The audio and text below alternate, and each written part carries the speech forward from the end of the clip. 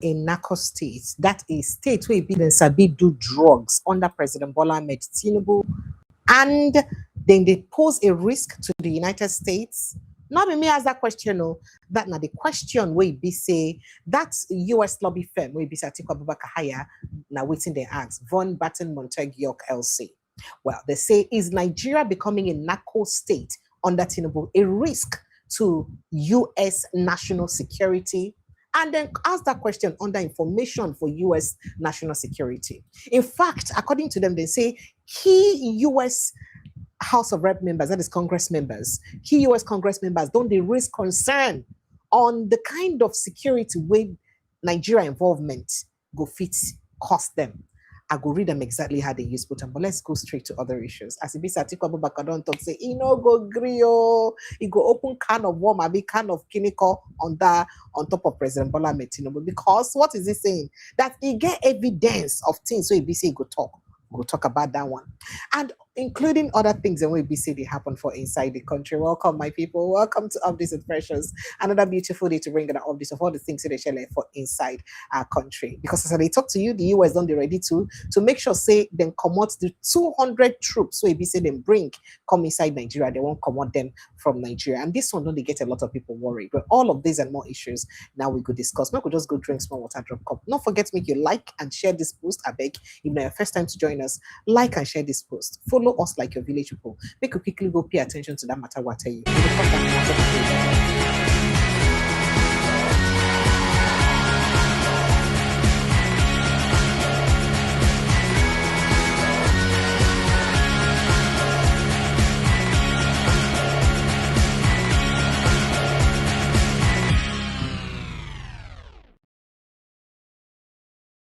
Good evening, Nigeria. Welcome to Updates with Precious. Another beautiful day to bring on our updates of all the things that they share for inside our country, Nigeria. Ordinarily, I for begin with the buzzwords between former Vice President Atiku Abubakar and the presidency. But this matter we get to do with US and it's too much. So make I just enter inside that matter right away.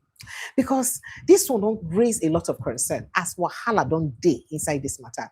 Make I first of all tell you the news. As a US-based political advocacy firm, Von Batten Montague York LC, where be say Atiku Abubakar hire, they don't raise concerns over Nigeria's growing drug trafficking problem, questioning whether the country is becoming a preferred destination for South American drug cartels because of allegations surrounding one person who they call President Bola, and one person who they call Ebola Tinubu, and in past. Now waiting AB said and talk. If I make a post them how they use talk because go good make they talk without evidence. Make on for the see waiting AB say would they talk about and I could see the people who would they refer to and how they use put them for inside right up. If they see the headline would they put there for inside the story. And of course, on inside this headline would they put on like this. They say a lot of congressmen then too don't put mouth for inside the talk. And I go read all of them for here. Keep on make on see them as evidence so that you don't say that I said, they said, she said. Remember saying that Atiku Abubakar and I hire this law. These people where they do this thing for US like this. These people where they want you drag Nigeria name up and down for US like this. Now God Atiku Abubakar and I hire them. I just want make you understand that. But let's go straight to that conversation so that you can understand exactly what's in ABC where they talk about. So this particular lobby firm, for inside the post we said they put up for their Twitter today, Friday, they say the Federal Bureau of Investigation was due to privately provide a court with sensitive documents relating to alleged heroin trafficking activities involving Tinubu. Now, the firm also claimed that members of the United States Congress had recently been briefed on the drug trafficking situation in Nigeria, which it said had raised concerns about the country's emerging reputation as a possible narco state.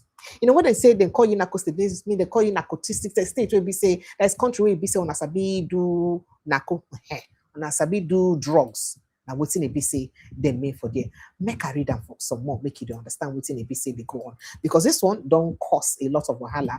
And then now the firm also claims say they cite a July 2026 congressional report for this July we just passed, which stated that Nigeria is a source transit point and markets for illicit recreational drugs, including cocaine, heroin, and I think methamphetamine. Now, what's in it? We say then talk methamphetamine. Please forgive me. As I need to do, I know Sabi call up. Now, according to the firm, Congressman Ronnie Jackson had also raised concerns during a discussion with Von Batten about allegations involving Tinubu and the possibility of Nigeria becoming a hub for South American drug cartels. So the firm, however, acknowledged that it did not have an answer to whether Nigeria's alleged emergence as a destination for South American cartels was connected to the allegations surrounding a Tinubu or driven by other factors. So it said the issue was among the questions that it intends to raise during meetings with members of Congress. Now, adding that, the United States government should determine the factors behind the broader drug trafficking situation in Nigeria while examining the allegations involving that Tinubu. Now, people don't vex for these people. Say, why are they taking this matter so far like this? What's going on? What is you people's business? The country will be saying that their business. What's in? Person be president already. What's in the concern when I want to drag this matter up and down like this? So, we'll make a read them exactly how they use put for inside their tweet. So, you see this thing where it be put up here. So you see this publication, Von Batten Montague LC, Government Relations and Policy Advisory. So you can put, is Nigeria becoming a narco state under Tinubu a risk to U.S. national security? Implications for U.S. national security. They can talk a lot of things. And they can't draw a line how the drugs in the use move, Niger Republic to Nigeria, Benin Republic to Nigeria, in all these movements that you see for the map, they're Cameroon to Nigeria, then Lagos here, and all of those. That's it. They state and well. They talk about them for the executive summary. That how I won't use explainer to you, Rich, now how they used to talk about them. Then analyze the matter. Wella. So according to them, then talk say drug trafficking in Nigeria, what the repository is. Nigeria is a source transit point and market for illicit drugs, including cocaine, heroin, cannabis, and methamphetamine. U.S. Department of State's International Narcotics Control Strategy Report 2024. Now, West African coastal routes are increasingly used for cocaine trafficking from South America to Europe, with Nigeria serving as a key transit hub. Remember the case where they thought they catch somebody recently? The cocaine coming from somewhere, it head to somewhere else. Do you understand? Now, heroin originating in Southwest Asia transits through West Africa. Nigeria is a significant transit country. They publish a report, they put on UNODC, West Africa Drug Situation Report 2023. So they just give you key pointers, of the things and we be say, we talk about. And I said the implication, expansion of illicit drug markets contributes to violence, corruption, and other state fragility. They look at how the thing will affect them for US there.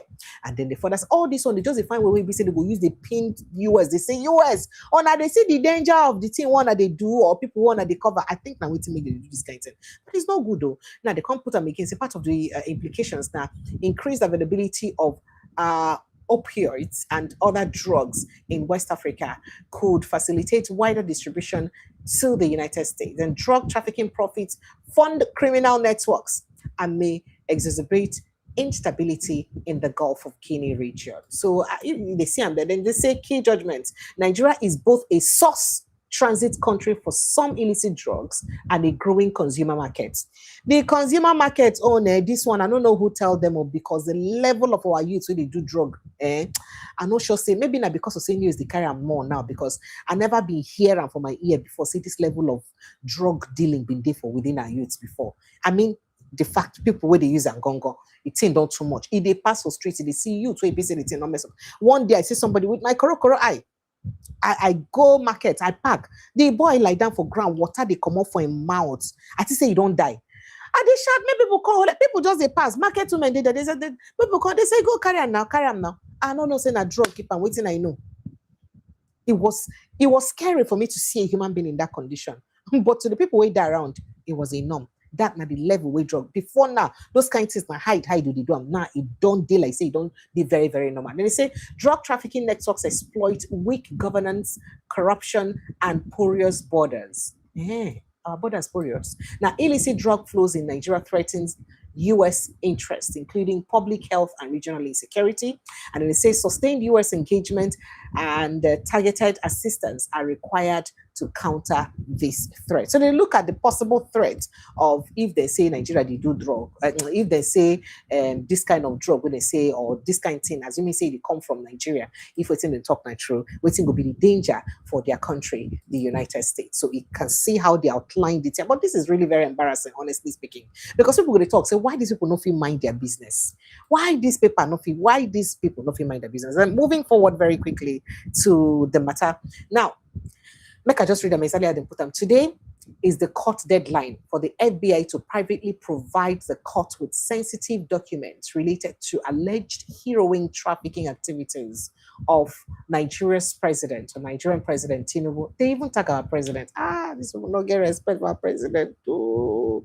They don't get respect too. But if you remember today on the 28th, they've been talking on the 28th. Now, said they go release, they go talk within they need to talk. 9 court suppose hear the thing in secret, can determine whether they go fit tell them to go ahead publish and nothing they happen, or they'll come talk say no, this thing we hear for secret, be heavy for EO. I beg, we can not publish them. Now we're gonna remember say FBI say this thing if we publish them, people go win job.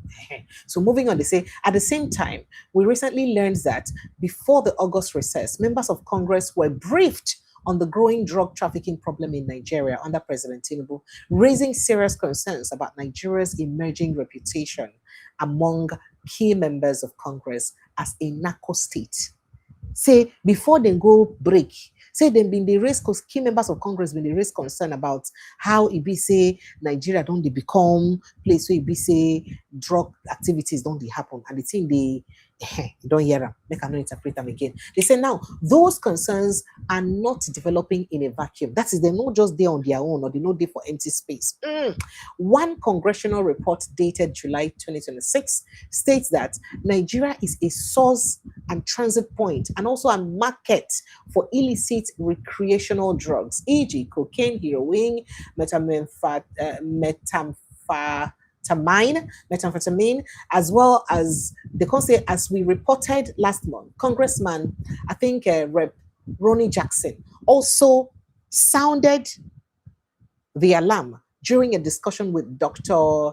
Von Batten, that is the owner of the company, about the heroin trafficking allegations involving President Tinubu, other Nigerians potentially becoming a hub for South America drug cartels. Say, as Nigeria, don't they over Nigeria potentially becoming a hub for South America's drug cartel. Now, this brings us to important questions we intend to raise during our meetings with members of Congress next week.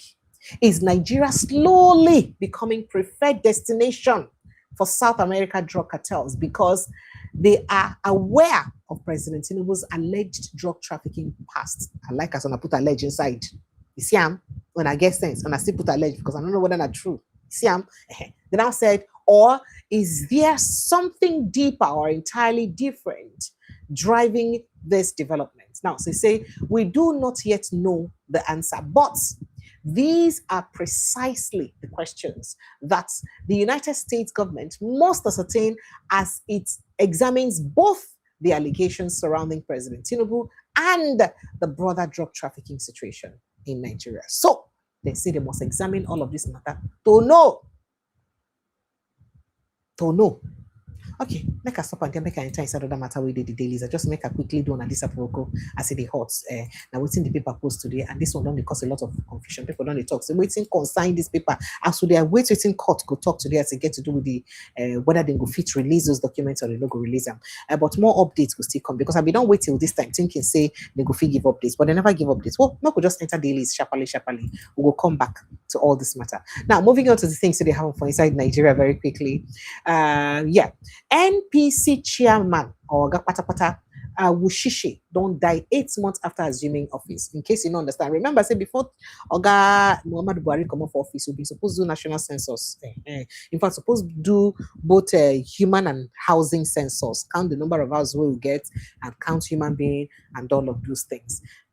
Money self will be put inside that. What about 8 trillion naira? How much you will put inside? Close to 9 trillion then. Maybe so we put inside that money. I mean 900 billion. I don't forget the exact figure, but 700 billion. That money be plenty then. As some of the money then be raised and they come, yes, some of the money don't be done, they come out, they lose weight. The money come, they lose weight, small. But Oga Presido can appoint somebody new. If you see in picture, because say wear infinity cap, and Presido just appoint her. So the chairman of the National Population Commission, NPC, Dr. Aminu Yusuf Wushishi, he don't die. Hey. So Wushishi, from Niger State, he died today, Friday, throwing his associates and political circle into mourning. Now, his special advisor on media, Stanley Wosunai, confirmed the death. Say, yes, it is true. The NPC chairman died after a brief illness. Wosu said, this is really very sad. Wushishi, of course, the former secretary of the Niger State chapter of People's Democratic Party, was said to have fallen ill shortly before his death. It was, if you remember, in the assumed office, I think, as chairman of the National Population Commission for December 2025. I think 2nd of December, now he assumed office, just between December and now. God forbid. When he's so rest in peace, I just thought to let you know. I needed to give you a breakdown of who he is so you remember. Meanwhile, cholera outbreak not over despite deadline in cases. NDC 91 this one. And NCDC rather 91 this one. I have evidence Tinubu is 90 years old and I can prove it in court. Atiku Abubakar, waiting Tinubu do you? He just drag our president like I pass my neighbor generator. What is going on? Well, make I go play him exactly as in TikTok and make it for face. I have a president who is 90 years old now and who is sick. And I am healthy, I am strong. So why would I not make my services available to my fellow countrymen? Alhaji Atiku Abubakar, the president is not yet 90 and we cannot confirm nor deny anything about his age. I have evidence record that he is. So I will present it in court. Let's speak about your presidency, your possible presidency. You have contested so many times. Many Nigerians keep asking, why is Atiku Abubakar not tired? Why do you think you are the best? On the ballot 2 times or 3 times. Let me give you my political history. I ran for governor 4 times because at that position, the people who were in charge of our transition to democracy were military. And I was so anti-military that anytime I won, they will disqualify me. Anytime I won, they will disqualify me. And the last was when there was even an attempt of my life and I went into exile. So I've never found anything easy in my life. There is nothing new there. So because I'm contesting the presidency 2 or 3 times, I mean, that's not anything unusual in my life, in my political life. Why do you think you are the best? Why should you caution me on my right? It is my constitutional right. I am strong. I am healthy. I am agile. Why do you bother about my constitutional rights? You are contesting for the 2nd or 3rd time, as you mentioned. So your insistence, right? Nigerians want to know, why do you think that you are the best for them? Because things are not going right. Things are not going right. What is special about Atiku Abubakar? Why are you the best person to become president of Nigeria? I have the experience. I have the competence. I have the patriotism. So why would I not make all this available to the service of my country? If you do become president of Nigeria, what measures would you take to tackle the ongoing insecurity in the country, which is one of the biggest issues, especially in northern Nigeria? Well, I believe it is the responsibility of government because they have not paid attention to our defense needs. I don't believe so. One, the defense is under manned. In other words, we have not have enough boots on ground in this country. They're not good equipment. I remember when we were in office, I told the president that, look, We are over 200 million people, and yet we have less than 200,000 policemen. Egypt, that has about 80 million, had 1 million policemen on the streets, and therefore there is peace there. If you become president, how soon should Nigerians expect to see changes in that sector? I believe within 1 year they should be able to see that. And believe me, within 1 year we can control this insurgency and insecurity that is all over the place. So I honestly speaking, I love listening to Atiku Abubakar talk, and frankly speaking, I would have actually believed his sincerity to fight this to the end and to curb insecurity in the country. But for a few things where in don't do directly or indirectly, where Ibise people they talk about, one, the fact say in deletes the tweet about Deborah, where obviously 9 kinsmen and people within a religion now linked somebody to death for blasphemy, and he condemned it, rightly so, understanding that human life supposed to be sacred. No matter what's in a the crime where the person commits, the person supposed to face full wrath of the law. Let the justice or judicial system punish the person. Let the state punish the person. Not be human beings go beat the person, pan beat and stone until he die. Jungle justice not be a way out. Now the kind of country where Bisa Atiku Abubakar will govern, a country where Bisa jungle justice go reign supreme. People wait there around, and then go be saying, and then go pass judgment as in like if you talk, then feel like say this way you talk, they don't like you, they will stone you to death, and Atiku will keep quiet. So people see they ask questions around that, even though say me I look and say there may be reasons to that, because remember before he deleted that tweet, people had said that when he tweeted it, when that tweet was made initially, people were raising alarm. Some northerners were talking that, okay, now come, let me vote for you now. Come, let's vote for you. Something like that. People were talking about, you remember, as you're tweeting this, how will you get a vote and all that? So that one, I make them delete them. So is it that you prioritize your political career or your political ambition to the truth and to the country you say you want to defend? There are a couple of questions that Atiku Abubakar would really like to clarify Nigerians on. And I wish that you could really give us that clarification we will seek. And then secondly, as it gets to do with this insecurity, most of the people will be say they die within the middle belts. Southern Kaduna years, we supposed to make up part of the middle belt. Southern Kaduna, Nasarawa State, Kogi State, Benue State, Plateau State, especially Benue and Plateau State. Most of the people when they die, they talk say, now people from a particular ethnic group, now then they kill also. Just like I played yesterday when one of its members said, he said that it is not farmer-header clash, because you don't call it farmer-header clash when people are sleeping or the farmers are sleeping in their houses at night, and these people go come for nights, begin attack them unprovoked, kill people, burn houses, burn people inside their houses. That is not a clash. A clash is when two people they fight, then they fight with equal power. Not be when one hold AK-47, the other one are just hold or knife he hold. So that one not be clash. So President or Vice President Atiku Abubakar, we have not really seen you condemn in its entirety the people who are perpetrating these crimes in its entirety. In fact, to the extent that the governor of Niger State don't accuse the Fulani elite, say condemn your sons. That our people say that people who attack them are your sons, Fulanis. Condemn them that what they're doing is wrong. Atiku Abubakar, sir, you're a Fulani man. Are you ready to condemn the activities of your brothers? That's my question where BC people to ask them. Are you ready to condemn the activities of your kinsmen? And that should actually start now. You shouldn't wait for yourself to be in power for that to happen. Because people they fear say, if they wait me, you enter power. Then be say, what's happened during Buhari regime? Fear happen. When the BC people talk, say, na Buhari regime, they can increase their costs, come make them they act more. When some of them go act, feel like say, our brother they power, so nobody go do anything to us. We make they say Buhari tell the governor state, the Benue State governor, then say, go and live in peace with your neighbors. That kind of thing. So, Atiku Abubakar, you should actually start condemning the activities from now. So, what do you intend to do because being a patriotic person and a good leader, go mean say you go take the right decision, even if now your own Pekin, 9 they do them.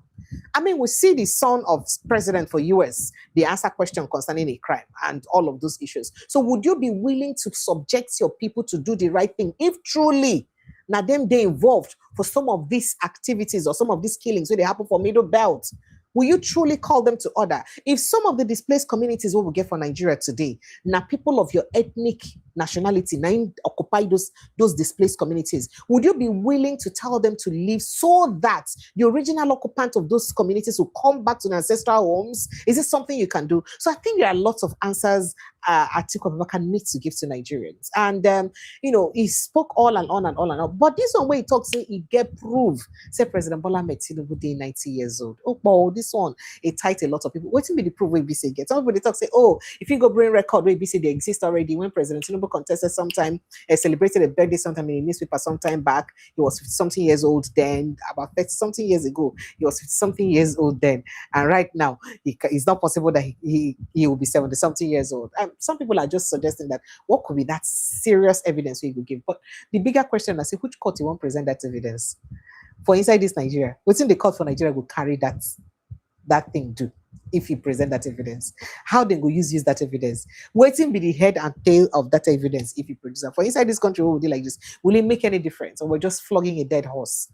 That now questions where BC people they ask. But this goes, it's very tough because the presidency don't also respond to Atiku Abubakar. They don't tell them waiting no good too. In fact, then tell him talk, say he go talk anything just to make people like him. He go talk anything to make people they in power. He go talk anything, he go talk anything rather to make people vote for. I mean, the presidency talk this one now. He talk him now. Say Atiku can say anything to deceive politically gullible Nigerians, make them vote for him. So you think say all of this when they talk him, or because saying are truly true. What do you not think? I can't wait to get your thoughts and reactions, honestly. But let's go back to more things that Atiku Abubakar also said.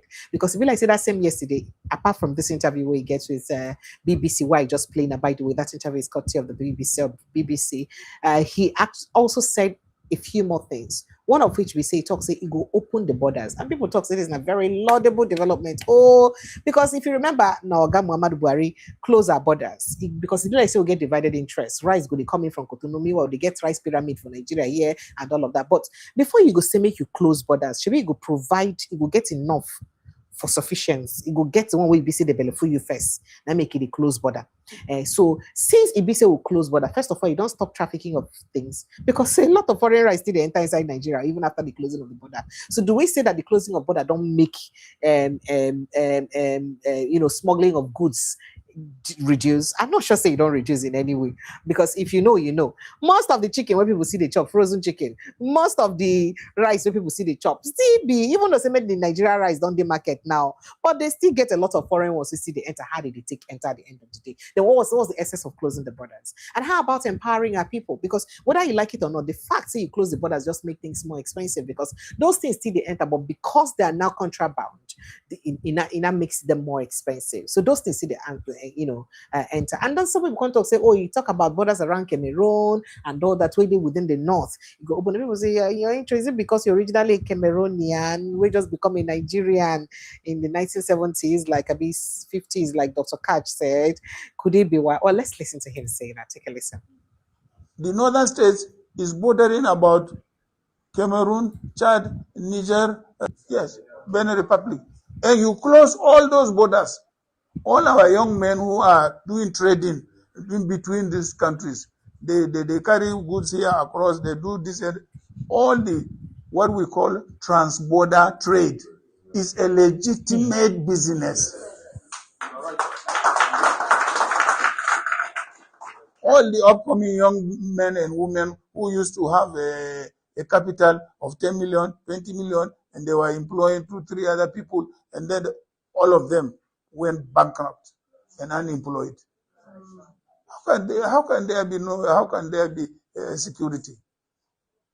So I said, I'm going to reopen the borders, and I will.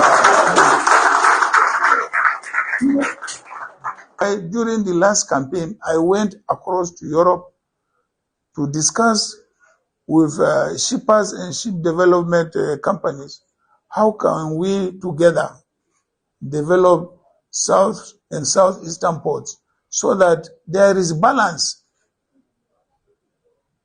as far as importation of goods and transportation of goods are concerned. So I am very much with you. Perhaps I am even more committed than you. I don't know whether you have a factory. Maybe what you have, you buy and sell. Me, me, I have factory that I produce, and it is in Adamawa, and I'm on the northeastern side of the country. So if I drop my container in Calabar or in Uyo or in Port Harcourt, it will just take me 24 hours to take the container to Yola. But right now, it takes me not less than 2 months to take my container from Lagos, because you have to cross over. From southwest, you go to northeast, and then there is even no road. So we are on the same page as far as that request is concerned. Now, speaking about containers, I just remember, because I think I heard somewhere around in the news that about 10,000 containers, that is 40 feet containers, were missing in Nigeria. And some of these containers are through the dry ports, whether we there around the north or so, now be say they've been from disappear. What's in there inside those containers, and why they go just disappear, and who they in charge of those containers? So you make containers go just disappear for dry ports like that. Do you know what it means to count 1, 2, 3 to 1,000? I think about 1,000 or 10,000 containers. That is so much to disappear in Nigeria. Do you understand what one container means? For up to that amount of container to disappear for inside Nigeria. This is Nigeria for you, and the kind of things that they happen for our country. But let me just go ahead and give you some more headlines of things that they happen for inside the country. We'll come back to these videos, because more interesting videos they will be, so we could talk. All right, be so we could take. Moving on to other things, with the paper.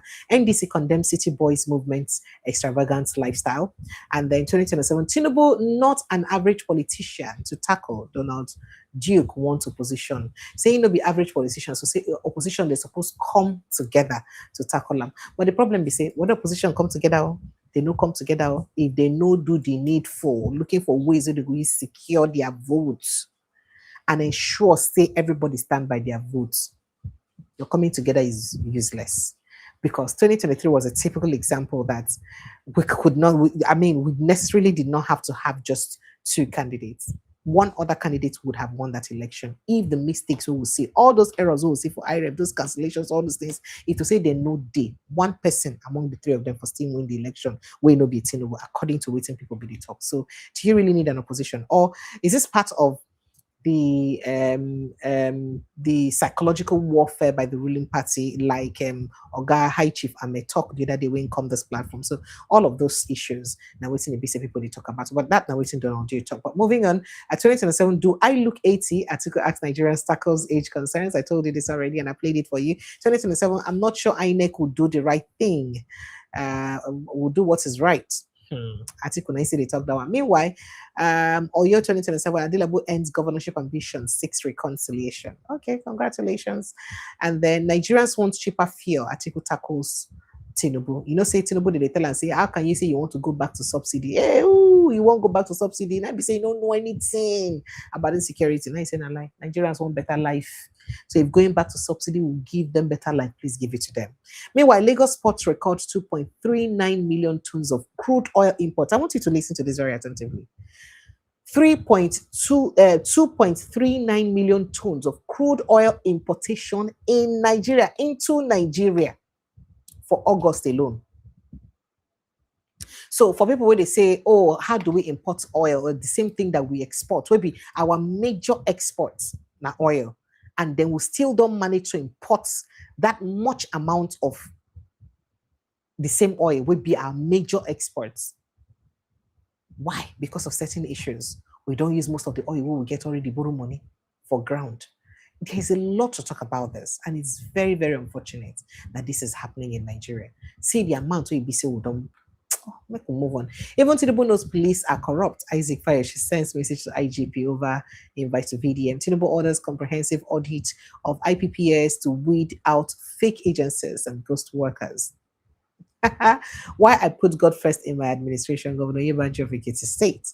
FG deploys 500,000 diphtheria vaccines or vaccine doses to Kano and Katsina State. ASU suspends strike at Abia Varsity, gives management deadline to recall professors. And PCN seals 430 illegal drug outlets, pharmaceuticals in Yobe. And moving on to some security and crime issues, police recover body of correctional service officer from drainage in Calabar. APC chairman shot dead in Kogi State. 2 dies as landslide hits another Calabar community. This is really getting serious. So, don't again natural disaster with this. So, meanwhile, police detain officer over shooting that killed a 22-year-old Uniport graduate. This is so painful, and this conversation has been going viral. I'm going to show you the videos. A young man driving Papa cow for Port Harcourt to police, the normal flagging, how fast, stop. By the time the guy zoomed off and they opened fire, killed a young man. Meanwhile, some sources they'll say, oh, now because now Yahoo boy. In fact, news carrying saying a suspected Yahoo boy.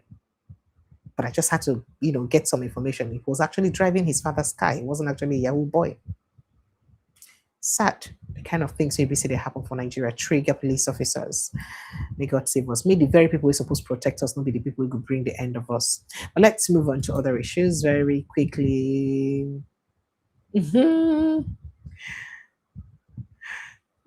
Okay, I'm not going to talk about this. 2027, Obi Kwankwaso movement rejects merger, backs Uhulu as DG. Okay, all right. FG activate task force over diphtheria. I think I told you this already. Nigeria can cut crude oil production costs with local chemicals. Experts now they talk this one. But let's move on to other things in the paper. We'll see what we'll get here. EFCC extradites 2 Nigerians to US for alleged child exploitation and sextortion. Ew. So the Economic and Financial Crimes Commission extradited, I think, Mudashiru Afiz Olowale and Adebola Festus Adekunle to the United States of America to face prosecution for allegedly sexually extorting 2 teenage boys in the US, resulting in their deaths. In the statements on Friday, the commission said Mr. Olawale and Adekunle had been identified in separate investigations by the Federal Bureau of Investigation, the FBI, in sextortion schemes targeting male minors, particularly those between the age of 13 and 17, leading to the deaths of 2 minors. Now, according to the Anti-Graft Agency, the schemes involved the use of child sexual abuse materials to extort victims for money through various means, including money remitters, gift cards, and cryptocurrency. Now, the FBI investigation linked the activities of the alleged perpetrators to 2 separate cases involving American minors who died by suicide after being subjected to online sexual exploitation and extortion. Our brothers want to help us now. And they follow finish our name like this. Now, it says, in one of the cases, a 13-year-old male victim received a direct message on Instagram from a subject who suggested an exchange of nude photographs. Investigations by the FBI revealed that the subject subsequently threatened to determine the minor's photographs to his to disseminate rather the minor's to disseminate the minor's photographs to his Instagram contacts and demand money from him. He said, "I make on an exchange nude. When I exchange nude, the next thing they come to tell and say, I will put this nude. I will send them to all your contacts if you don't send me this amount of money." That's what they're doing. Now, so the Instagram and demanded money from him. So, according to the commission, it was further revealed that communications reportedly continued despite the minor indicating that he intended to take his own life. The commission added that FBI subsequently developed actionable intelligence identifying individuals allegedly involved in the scheme and requested the assistance of the EFCC in identifying, investigating, and prosecuting the perpetrators under applicable Nigerian laws. Now, the EFCC noted that following its investigation, Mr. Adekunle was arrested and brought before the commission. And of course, Mr. Other one follows suit. This is really very sad, very sad. Young boys don't go die for nothing. Atiku to open Benin, Chad, Niger Niger-Cameroon borders, create alternative ports. Meanwhile, FG inaugurates second international border animal quarantine facility in Adamawa State. Over 157,000 women, girls affected by Nepal floods. UN women. That flooding in Nepal was crazy. I've never seen a thing like that before. It's like the end of the world. It was crazy. Goodness me. I don't know if you've seen those footages. I'll show you some of them in the course of this show. I mean, Wadamawa ADC gubernatorial candidate cries out over alleged substitution, heads to court. They don't change them. They don't do them 30. All right, let's move on to other issues very quickly. Things ready for inside the news. Let's see what we have here. Very, very quickly. Nigeria splashes 83.5 billion naira on presidential amnesty program in 9 months amid billions paid to ex-militants. This amnesty program. Okay, JTF operatives search phones, access bank accounts, extort money from travelers and youths. Meanwhile, gunmen kill 49 persons, others injured in raid on South Sudan camp. As Lagos perfume vendors protest NAFDAC alleged harassment, shop sealing at trade fair markets. And Lagos is drowning in refuse.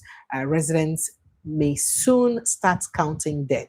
I mean, this is something that is becoming a problem. So they no longer evacuate bins as often as they should anymore. So you see how bin, and in fact, almost every corner where you go, bin don't pack up, pack up, pack up.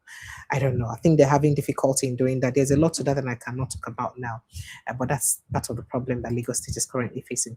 Early poll from Atiku camp. Peter Obi is not just leading, he's burying Atiku. And Tinubu, you should stop all these things. So you should stop. So let's go straight to that conversation. Let me show you. So Nigerian Democratic Presidential candidates, NDC candidates, Peter Obi appeared to be leading other major political figures in responses to a viral voting question posted by aviation personality and commentator Captain Jamil, popularly known as Sky Danfo Driver. Now, as discussions surrounding the 2027 presidential election gather momentum. So Captain Jamil asked the followers on X, voters card in hand, accreditation done, you are on the queue. If your turn is your turn now, who will you vote for? And of course, according to the post, it attracted, I think, 212 people participated, 212 views. Okay, and I think it had over 1,000 likes. And this was published today, August 28th, with Peter Obi receiving the highest number of mentions among respondents who declared their preferred candidates. Other respondents named Atiku Abubakar and Bola Tinubu, but Obi appeared to dominate the comment section as users openly expressed their voting preferences. But please, this is nothing that you guys should be excited about. I think you should get into work. But moving on to other issues, let's see what I have here. I told you already how they say Nigeria slowly become preferred choice for narcotics, right? Key US Congress members view Nigeria under Bola Tinubu as narco state, America firm reveals. Meanwhile, Chicago State University still don't lock their comment section till today. Since 2022-2023 election, is still locked. Under Tinubu, Nigeria again ranks the countries with lowest life expectancy globally. So Nigeria has again been ranked as the country with the lowest life expectancy at birth globally, according to the latest United Nations World Population Prospects data. So the UN figures puts Nigeria's average life expectancy. You don't reduce zone from 54 before, you don't increase more. Expectancy at approximately 54.6 years, slightly below Chad at about 55.2 years. South Sudan, so Nigeria still be the lowest. Meanwhile, the global average is nearly 73 years, but Nigeria did 54. So if you just reach 54 years for Nigeria, you just say thank God, because any minute if he die, because the country, they wire to kill you early. It is a shame. DSS reportedly arrests TikToker Brian Box after he exposed bad roads under Bayelsa APC government and called on youths to vote out bad governance. Well, that's what is going to be happening more.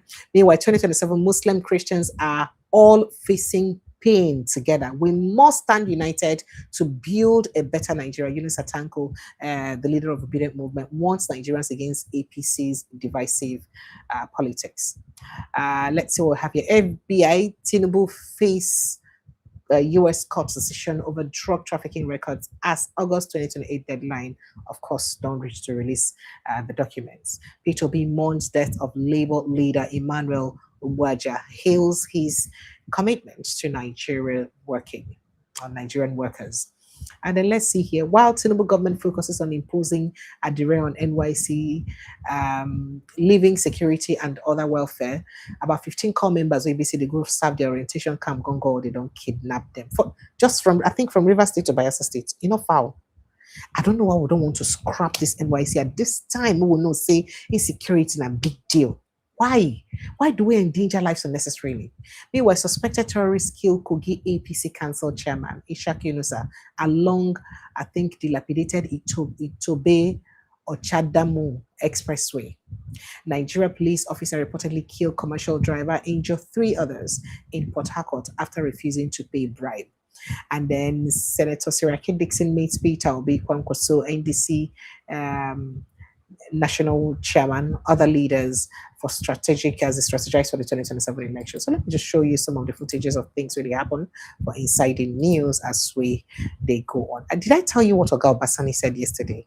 And let me show you what he said about President Bola Ahmed Tinubu. At this point, permit me to express on behalf of the government and people of Kaduna State our profound appreciation to the President and Commander-in-Chief, His Excellency Senator Bola Ahmed Tinubu, GCFR, for his extraordinary affection for Kaduna State and his steadfast support for our administration. Mr. President, commissioning of this institute in June 2025 was more than the inauguration of fiscal facilities. It was an affirmation of the federal government's belief in Kaduna's young people and our determination to transform their potential into productive power. His administration has consistently supported Kaduna in critical areas including security, agriculture, agribusiness, transportation, health, education, and infrastructure. The federal government support for the Kaduna Light Rail project, our agricultural and agro-industrial initiatives, investment in healthcare and education, and broader infrastructure development all testify to a partnership that has strengthened our capacity to deliver for our people. Paying special tribute to our leader, President Bola Ahmed Tinubu, I dare say, no president in the history of this country, and I want to repeat here again, borrowing from what the Mr. Speaker have just said, that have shown practically that he can deliver. He was here 2 years ago, and today we are graduating over 4,000 youths. We remain grateful to President Bola Ahmed Tinubu, and Kaduna State will certainly repay Mr. President during the 2027 general election by God's grace. I must say this without evocation. Under President Tinubu, the subnational have been given wings to fly. The policy support, institutional collaboration, and partnership available to states have enabled us to pursue our development agenda with greater confidence and ambition. To a very significant degree, the achievements of our administration are attributable to the unwavering backing and support of President Bola Ahmed Tinubu.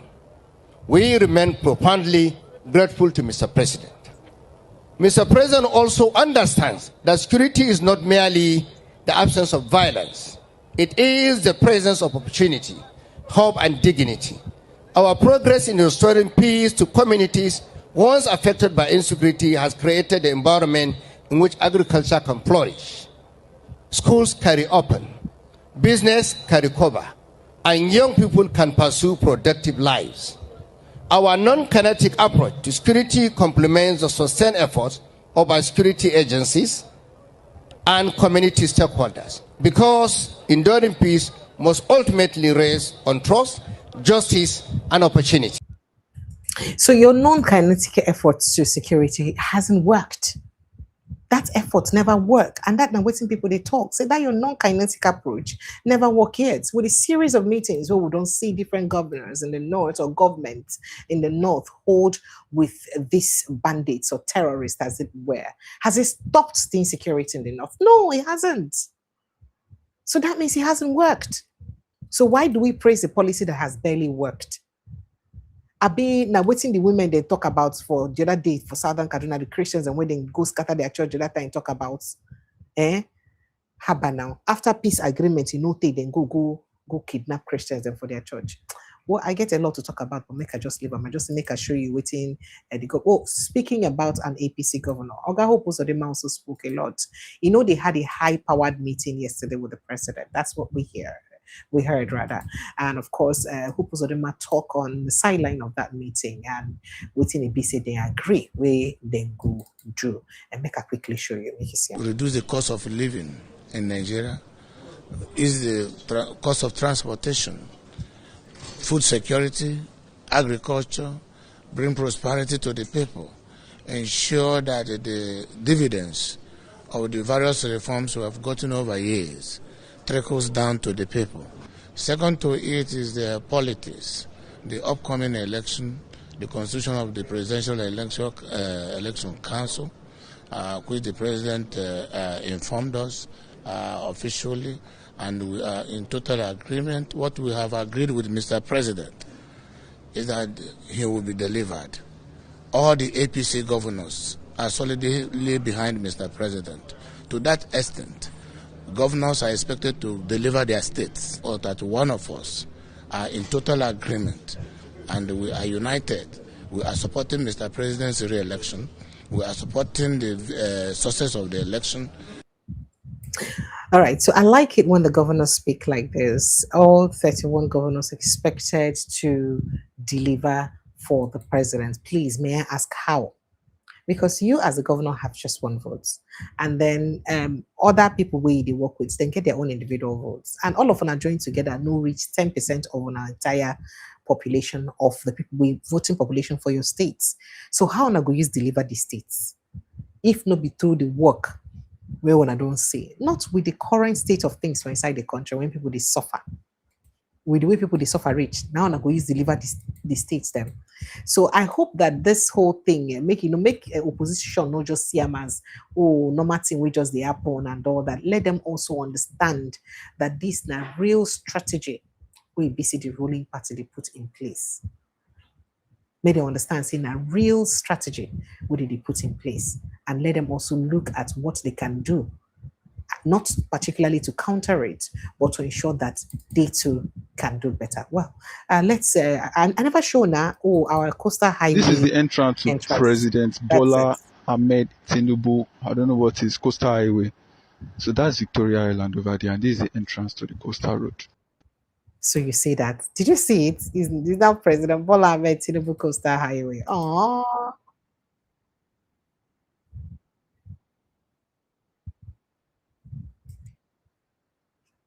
Interesting. I wish I can talk about the idea of immortalizing a president, even a leader that is alive, for a job done with a state fund. Do you understand? By seeing they are alive, now you give the project where no be without bidding, and they name the project after you, but now Nigerian resources they use to them. I mean, I don't know what to say. I hope that we already understand what that means and we can do better. Oh, Jerry, make I go bring in more things so they happen for inside the country. And they work what So in case you're wondering what this is, a particular community, I think somewhere in Obianco, they talk, say, so they do the road, take the road scatter. And guess what? Government just carry, this quota they use for. They paint the road. They make it look like say they don't do the road again. What the road is bad. Just go and watch it. And people are saying, is this not pure deception? How do you deceive the people to this level? Please watch it. Really funky agenda. See road when they do. They do road for 1 week. You know which one more the road spoil again. Now I say what do road again. See what they do. Yeah, they deceive themselves, not be we that they deceive.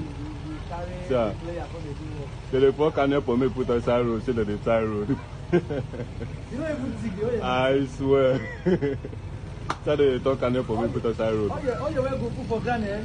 If Not be quota now, canal for me they talk put on the road. Feeling funky again. Before you one We. your way they put it is spoil tire sometimes if you go climb down. The burn and go metal. You don't talk grass now, that they kill the grass.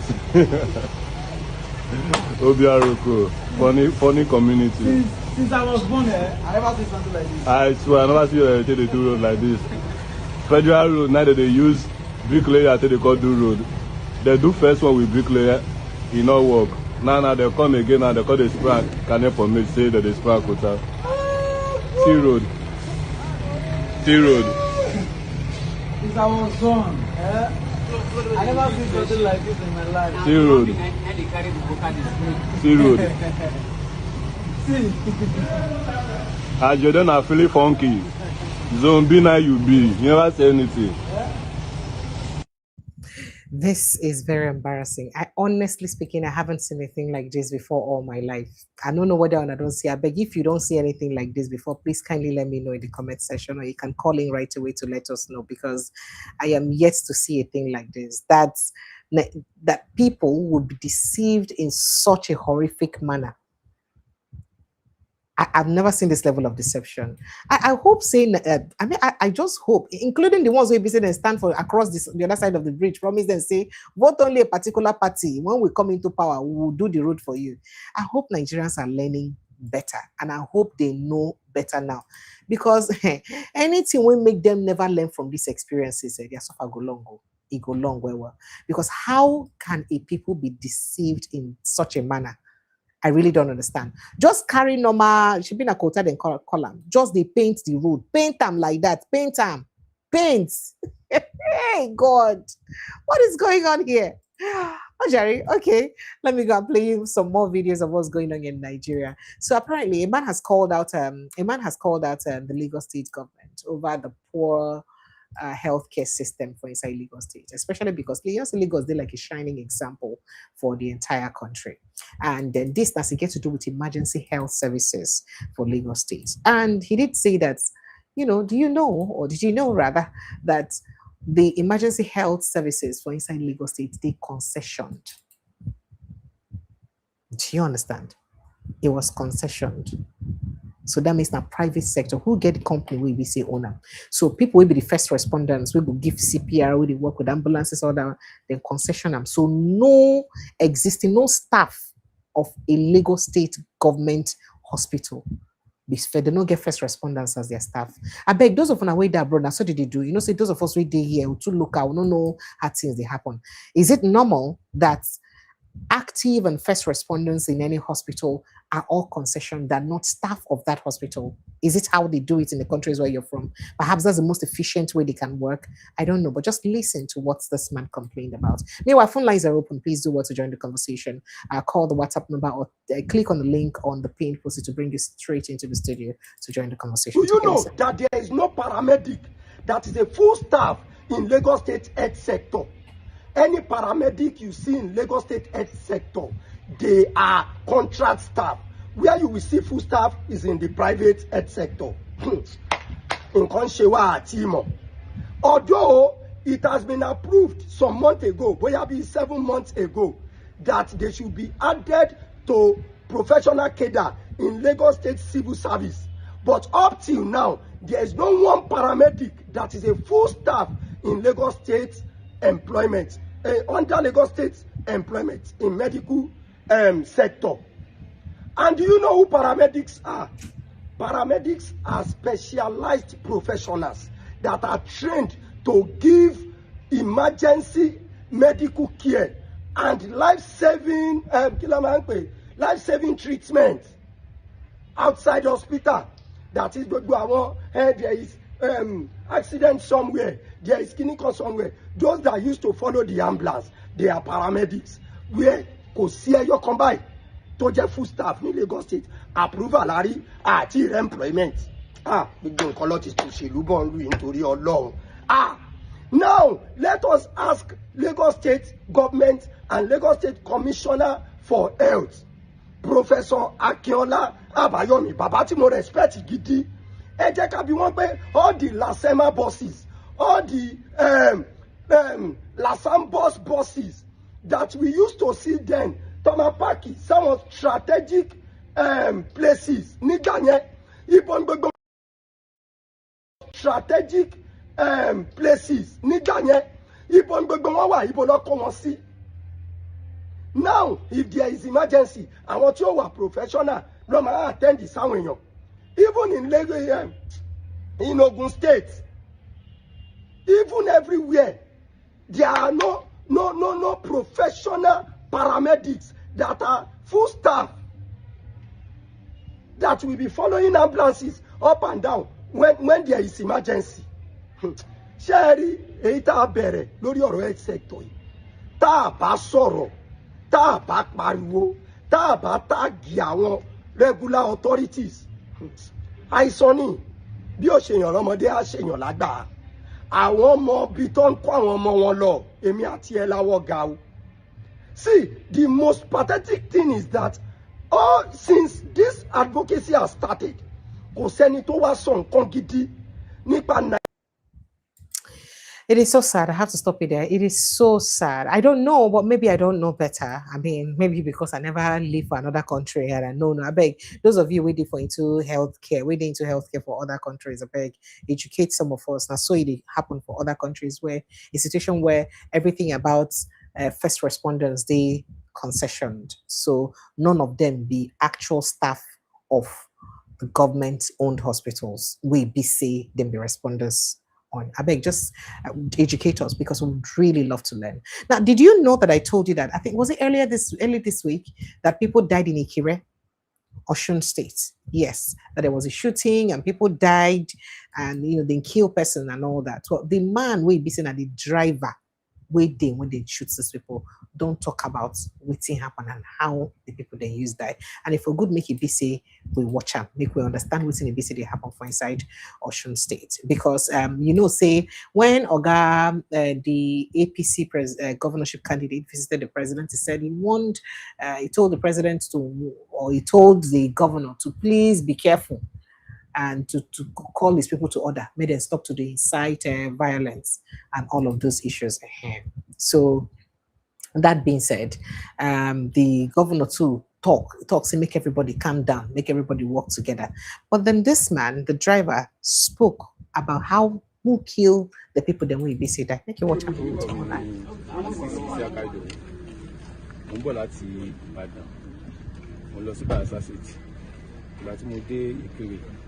àti wọ abẹ́ bíríjì yẹn mo slow down níbi bọ́ǹbù tó wà níbẹ̀ yẹn mo ṣe rí i pé ìlọ́ọ̀sì white ó jáde láti inú ìgboro wá nìyẹn ibi ilẹ̀kùn wájú yẹn wọ́n kọ pólísì sí ibi ilẹ̀kùn yẹn wọ́n bẹ̀ ni mo ti rí i pé wọ́n ti bẹ̀rẹ̀ sí yìnbọn immediately tí mo wá ṣe báyìí mo gbójú mi òkè báyìí mo sáré pé ẹni tó wà lẹ́gbẹ̀ẹ́ mi ó ti jẹ́ lọ́hùn ní pé ojú ọ̀nà yẹn náà mo dẹ̀ dúró sí ó fi ti rí pé ó fi di pé gbogbo àwọn aráàlú tí wọ́n wà ní junction yẹn everybody ti fọ́n ká kò sẹ́ni kankan níbẹ̀ tó ẹnìkan kí o jà ẹnìkan kí o ṣe kí nìkan tí mo fi débẹ̀ but ọkọ̀ yẹn tó wá sí junction yẹn ibẹ̀ ni wọ́n ti bẹ̀rẹ̀ sí yìnbọn. ṣe rẹ́ni tó yìnbọn lù ẹ̀. ọlọ́pàá ló wà ní ọkọ̀ yẹn ní lọ́ọ̀sì white ọlọ́pàá ló wà ń bẹ̀. bí aago mélòó ló ṣẹlẹ̀.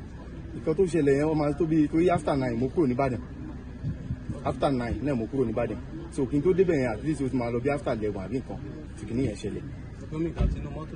bẹ́ẹ̀ ni iwájú gíláàsì bọ́ yìí nìbọn ti gbà wọlé iwájú gíláàsì gan ló gbà wọlé. mọ́tò rẹ̀ wà. Sekwa jeep. ẹ̀mí èlé wà ní mọ́tò. ọkọ tìyàwó yẹn ló wà ní inú mọ́tò. kò sí pásẹ́njà lẹ́nu yẹn. pásẹ́njà ni. ẹgbẹ́ yín ló jókòó sí. ó jókòó síwájú lẹ́gbẹ̀ẹ́ mi ìyàwó rẹ̀ jókòó lẹ́yìn síìtì ẹ̀yìn. ẹ̀ẹ́dẹ̀jú mẹ́ta lọ́nu mọ́tò. àwọn àtàwọn àmbẹ̀ náà nìyẹn. Asisi Isiakado. So, in case you didn't understand what's going on, they make a quickly interpret. The man, I think, if you listen, the driver of the motor, I think he named Aziz Isiaka Ido, and he was saying that I was coming from Ibadan, going to Bayelsa. I was driving a Sequoia Jeep, We are only 3 in the vehicle, myself, the husband in the front, and his wife at the back seat. I slowed down at the speed breaker under Ikire Bridge. I suddenly sighted a white Hilux with police, written on its door, coming from Ikire down to the junction. Then they started shooting from the Hilux where they did. And by the time I looked up, I saw that the man, that is the person who carried from the front seat, in front of the car, has been hit by a bullet and he died immediately. I did not witness any fight. Say they make a look at some point, they were like, it was a fight between rivalries and all that. Whether they say NURTW, they say no fight. I was in the man they talk and say not be fight at all. He said he did not witness any fight or any happening before the Hilux came to that junction. So no fight, no nothing, no wahala happened before the Hilux come for the junction, opened fire and killed the man. Now the gunshot came from the policeman inside the white Hilux in Osun State. Now the bullet came inside from the front glass of the vehicle. That's what the man used to die. I don't know what to say, but I hope that we understand what is going on in Osun State. I just thought to drop that there so that we'll see what's in the happen for inside Osun State or how things they use happen for Nigeria. Now, speaking about insecurity for inside the country, as I tell you about a young lady we complain about how her sibling used go for NYC and waiting happen.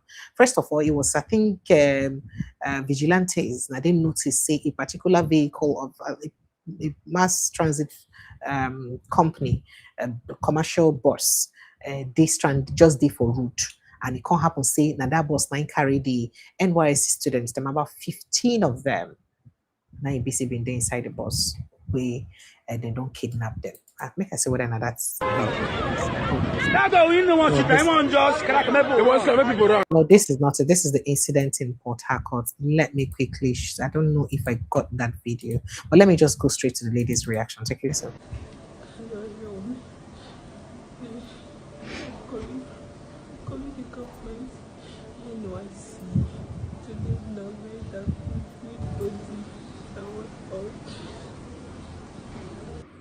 My sister went to Bayelsa for a 3-week camp. After the 3-week camp, she was posted. She was posted in Niger State. On our way coming back from Bayelsa to Abuja, she was coming back to spend the day in Abuja. So the next week she's going on Thursday. She will go to Niger State to report for her EPA. On their way coming back, kidnappers attacked them. The driver was killed. My sister and the rest of the club member was taken to the bush. Up to now, we have not heard anything. So they're yet to communicate with them. They're yet to hear anything. Feedback. This is so sad. All right, let me go straight to the phone lines. Hello, good evening and welcome. Please help me. I think I can hear you from the back end. So please turn off your listening device. Is this hold back, please? Yes, I can hear. Okay, calling in from New York. My name is Obe. Mr. Obe, you're welcome. Oh, you already joined. Oh, yeah, enter inside the studio now. They see you for here. Oh, yeah, talk to us from here. It's okay. I tried to, but no, you're here. You're here. I've brought you in. So go ahead. Go ahead and join us. All right then. Sincere apologies. Okay, so Nigerians phone lines are open. Please do want to join the conversation. You can call the WhatsApp numbers to join the conversation. So this is really very sad. Mr. Obe, good evening and welcome. Good evening, Precious. Thank you for all that you do and thank you, sir, for your consistency in this clarion call. Thank you, sir. Yeah, I'm calling in from New York. I'm actually on duty. I'm a nurse. Please, do you have first responders in your hospital? Yes, first respondent is not. It's not. The hospital being a no. concession. No, I don't know the meaning of that word concession. They keep making grammar in Nigeria. What's the meaning of concession? Okay, this is how it works here. Let me explain to you. Don't vex. For Nigeria, we figure governments now, and our tax for inside our state now, like I from River State. For our state now, we say our internally generated revenue, we will just get a company, maybe saying, and then go to collect the money for us. Then go collect. Then as people will collect the money, say they waiting Igbo people they talk, say person when they blow trumpets, they get share. Sure. So as people when they blow the trumpet, they can't collect their own share. But now then they help so that they go feel collect enough revenue. Then if it reach a hospital like this, people will be say they manage, for instance, the database of the hospital. All of those things we get to do with the payment of the hospital, so that the money go enter doctors and nurses' hand and corner. And so we get people, but they will go to pay the money to for hospital. That one will concession them to, so that outside people now then go to collect them. That now we can't they collect them, they go to remit to government directly.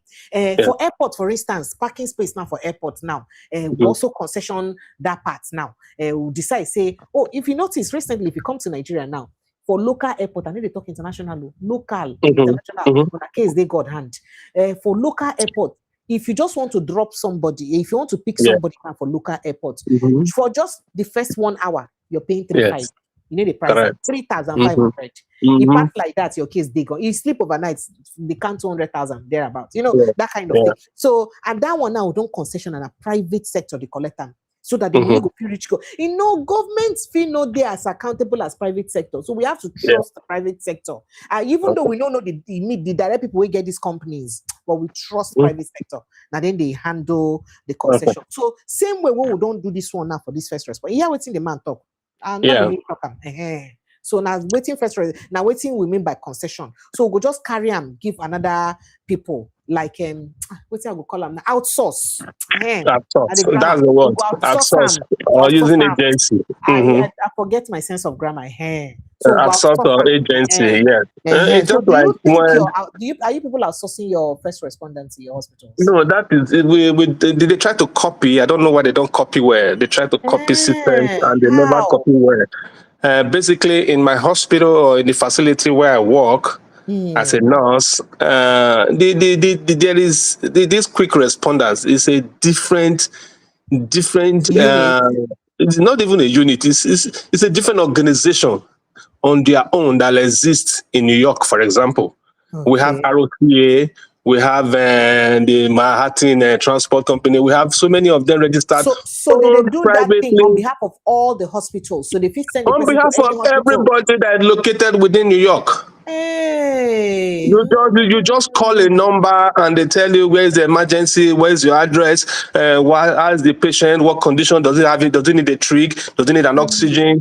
Is he alive? Is he breathing? Is he breathing? Exactly. Can you conduct CPR? Exactly. They teach you compress the chest. Did you see him alive? They even question doctor and question nurses once they come to be able to know which kind of vehicle they're going to carry. The person ambulating or the person needs a stretcher or he needs a wheelchair or whatever. They will know which of the vehicle to carry, whether it's an ambulance or an ambulance, to know exactly what to come with for whenever they are. And there's always a time range of nearness to, so they will just look for a driver close to you on the radar and send it to you. They like Uber. They always get people around.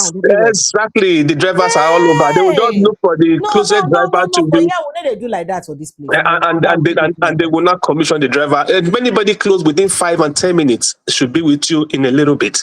And that is how it works, so that the person can stay alive. So these are companies who train their staff differently. They are trained like nurses and like paramedics. Copy that now. Exactly. What we are doing is correct. But the problem with our people talking now is that they believe that these people are being paid 10,000 while other people are earning 1 million. That's the problem. Because just like when I was in the bank, Precious, you see, you'll be earning like 500,000, 500K in those days, and your driver is earning 70,000 and is carrying you in the car. Are you sure you'll be alive if you don't help him? That is a fundamental problem in Nigeria. You see, that is why I want to hear. I'm really eager to hear debate by Nigerian presidents. That is what that guy. The pay disparity is so much. It's not just this one. No. In fact, there was a time when we heard that even cleaners. It's not fair. People who do cleaning jobs in hospitals and schools in Lagos State and other states, they're also concessioned. And you know what happens? Do you know how it works? Somebody gets this, one big man gets this contract under his business name, and and he may charge like maybe 150,000 per head of the staff, and then decide to pay the staff what he wants to pay. That's the way it works. Yes. I mean, you say you worked at the bank now. You know the thing about I know casualization of labor in the bank now. You should know that. The driver that carries you is earning like 70K, and you are taking 500K. Casual staff, not be full staff, but contract staff.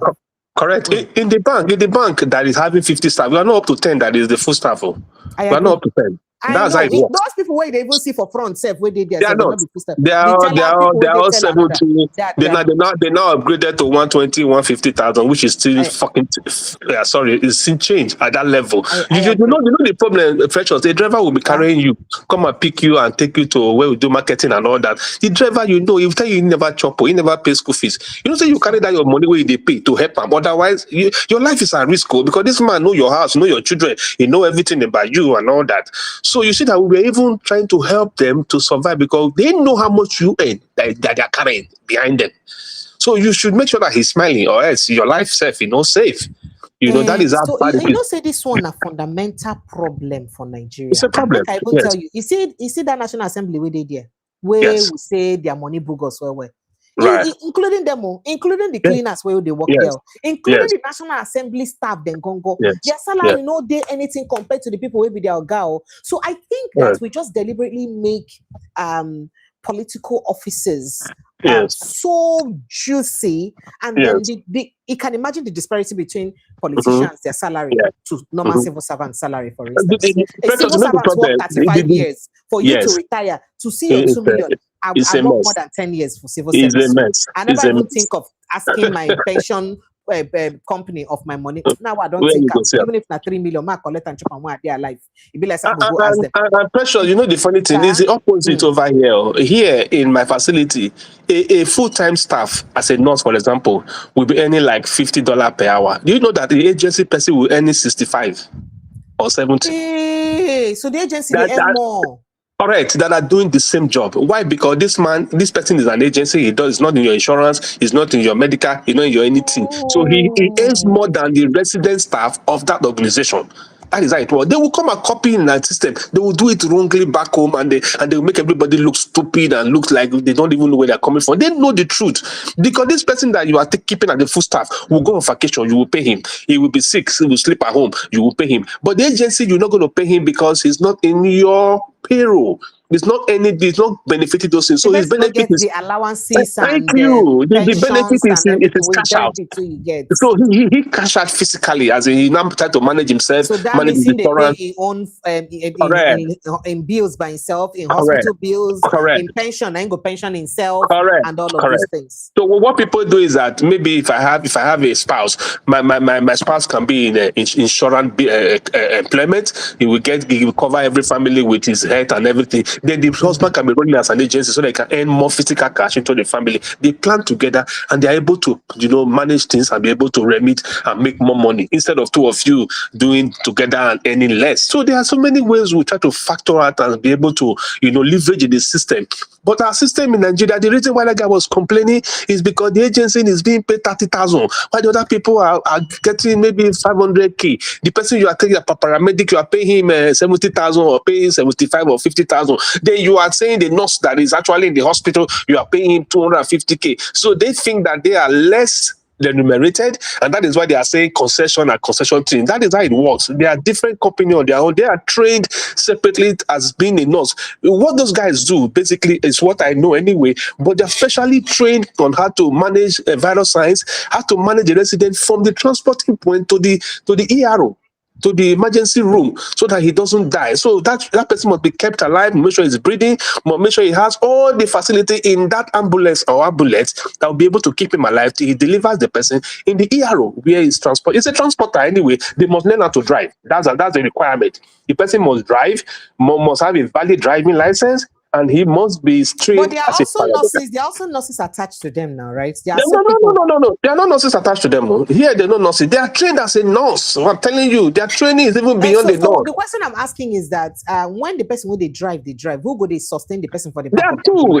They always come in pair, 2 or 3. In pair, okay. So okay, I get it. Yes. So that means the 2 of them must be driving in case anything. Correct. And the 2 of them must be the work of a nurse to fit sustain the person. 2 of them, correct. It's just a requirement. You must drive and you must be trained into the whatever. So they are able to move and move on, and they can exchange steering, they can exchange, and treatment and all that. They can do treatment, they can do everything we do as a nurse because they train specially for it. Only that they don't give medication, they don't do all that because you're just transporting. But every other thing had to do with EKG, had to do with oxygen administration, had to do with other therapy that are involved to keep the person alive, the trig management and all that, they do all that. So it's a specially trained business that is different from the medical facility as it were. So they are not our staff. We don't even know them. All you need is just a telephone to call. And they just appear in 10 minutes, in 15 minutes, they are here with you. They take the person away after doing all their whatever. And when the person is probably unresponsive, you also call them. They are the one that will certify that the person had died. You see, the person also have that qualification. He call his own doctor and will call his own supervisor and say, look at this person, not responding, look at what we had done. Okay, declare him dead. They will declare him dead and give you time, and they will leave without the person if the person dies. But if the person is still alive, they transport the person and take the person away. So it's not the same company, different from the hospital. They are running as a private organization, which is their job is just paramedic and transport. That's what they do.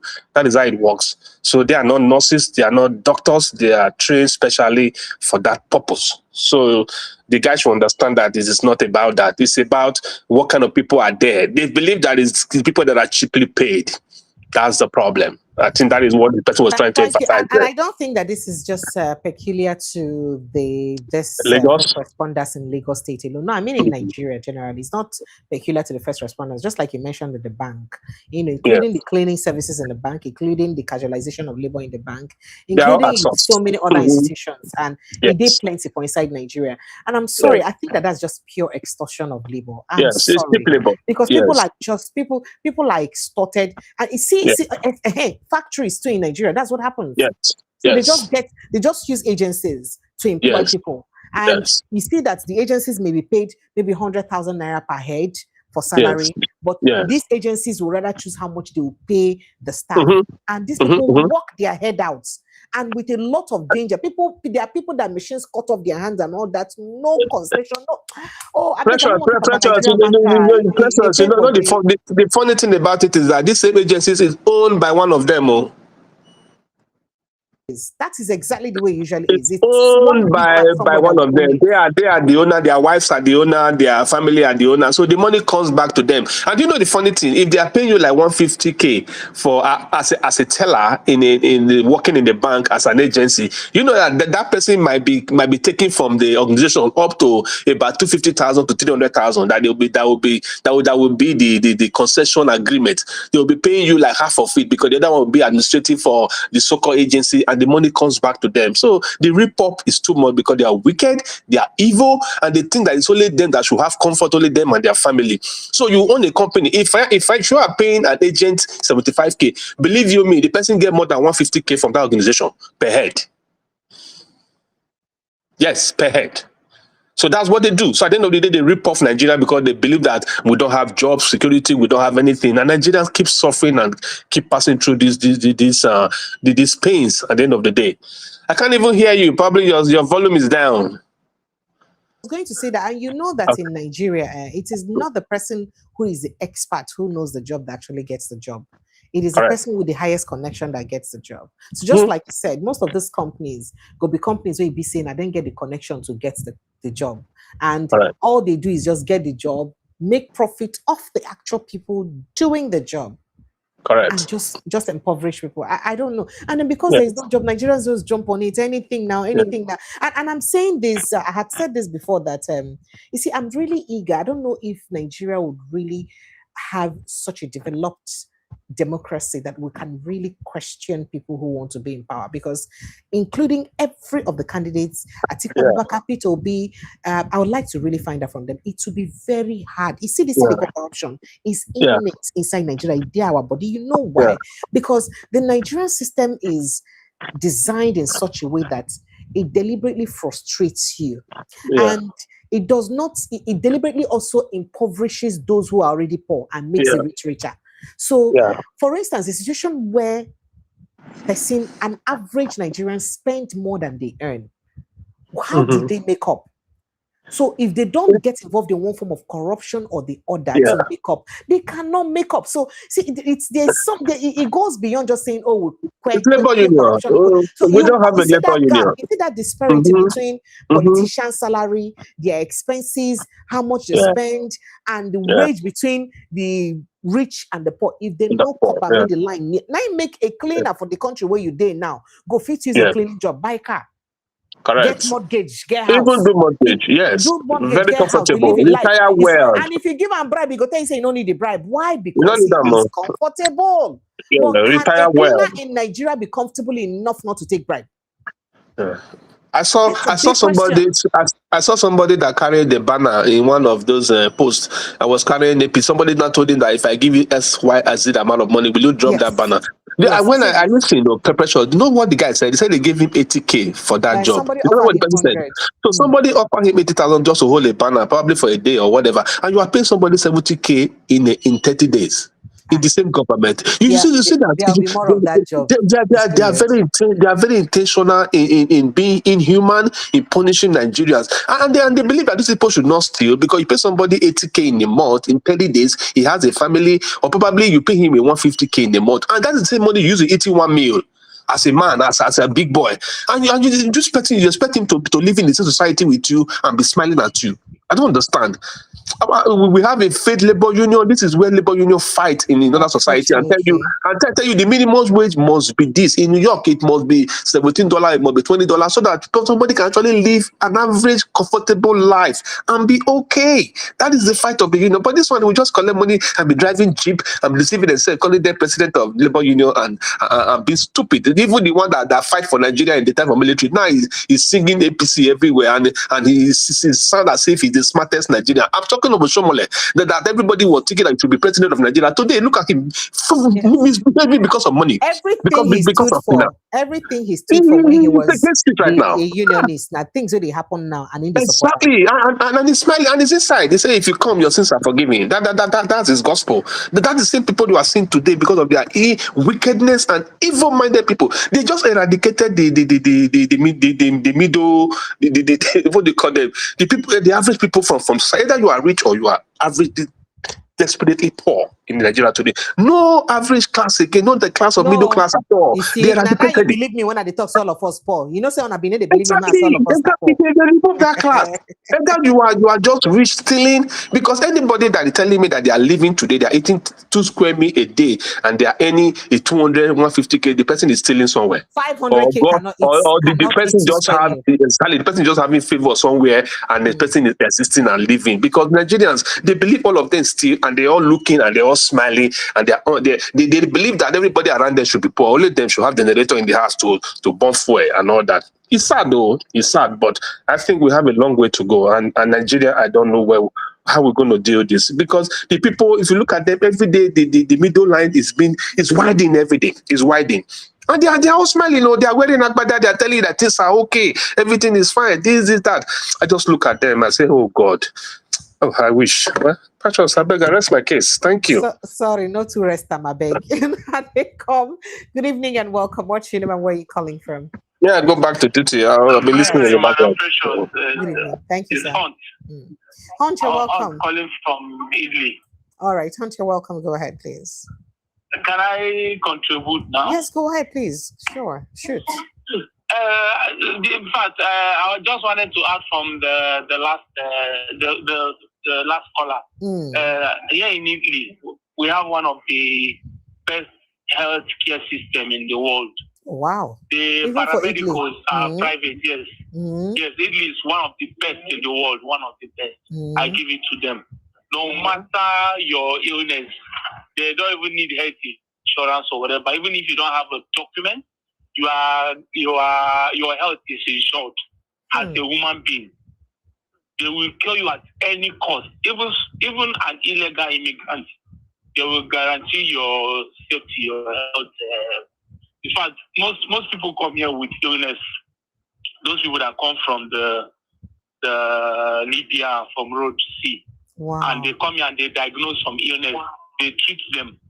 When I'm telling you, expensive illness that cost like up to 100 €1,000. They cure them for free. It is 100% medically guaranteed. The paramedicals here is private. It's not a government managed sector. Just like he explained, they have them in every post. So but they have a central line. When you have an emergency, you call. So they look for the closest and the nearest. And they are attached with 2 persons. The driver and a nurse that can give you first aid. That can give you first aid. That can sustain you before you get to the hospital. And it depends on the cause. Sometimes when it is an emergency, maybe it has to do with life-threatening illness, they come with a doctor immediately. So in this case now, you have 2 vehicles. The doctor drives on his own? Doctor. Oh, wow. Yes, on his own. Yes, it comes with 2 vehicles. Depends on the call. And they now call which hospital depends on the emergency now. They now decide which hospital to take you to. The closest and the one that has the how do I put it? The medical response depending on the call. What illness are they talking? Even in some rare cases, they even come with helicopter. I'm telling you, ordinary people, they come with helicopter to pick you to the hospital. They just have to make sure your life is safe. So what am I saying? In the other hand, is that Nigerian is designed not to work. Nigerian is designed not to work because if you watch, most of these people that come that take all these jobs from the government in Nigeria, like this, we're talking about medicals. These people are people who know the system because they copy, but they refuse to do the right thing because they don't want to work because of the advantage and the stealing they do. Our president has lived abroad.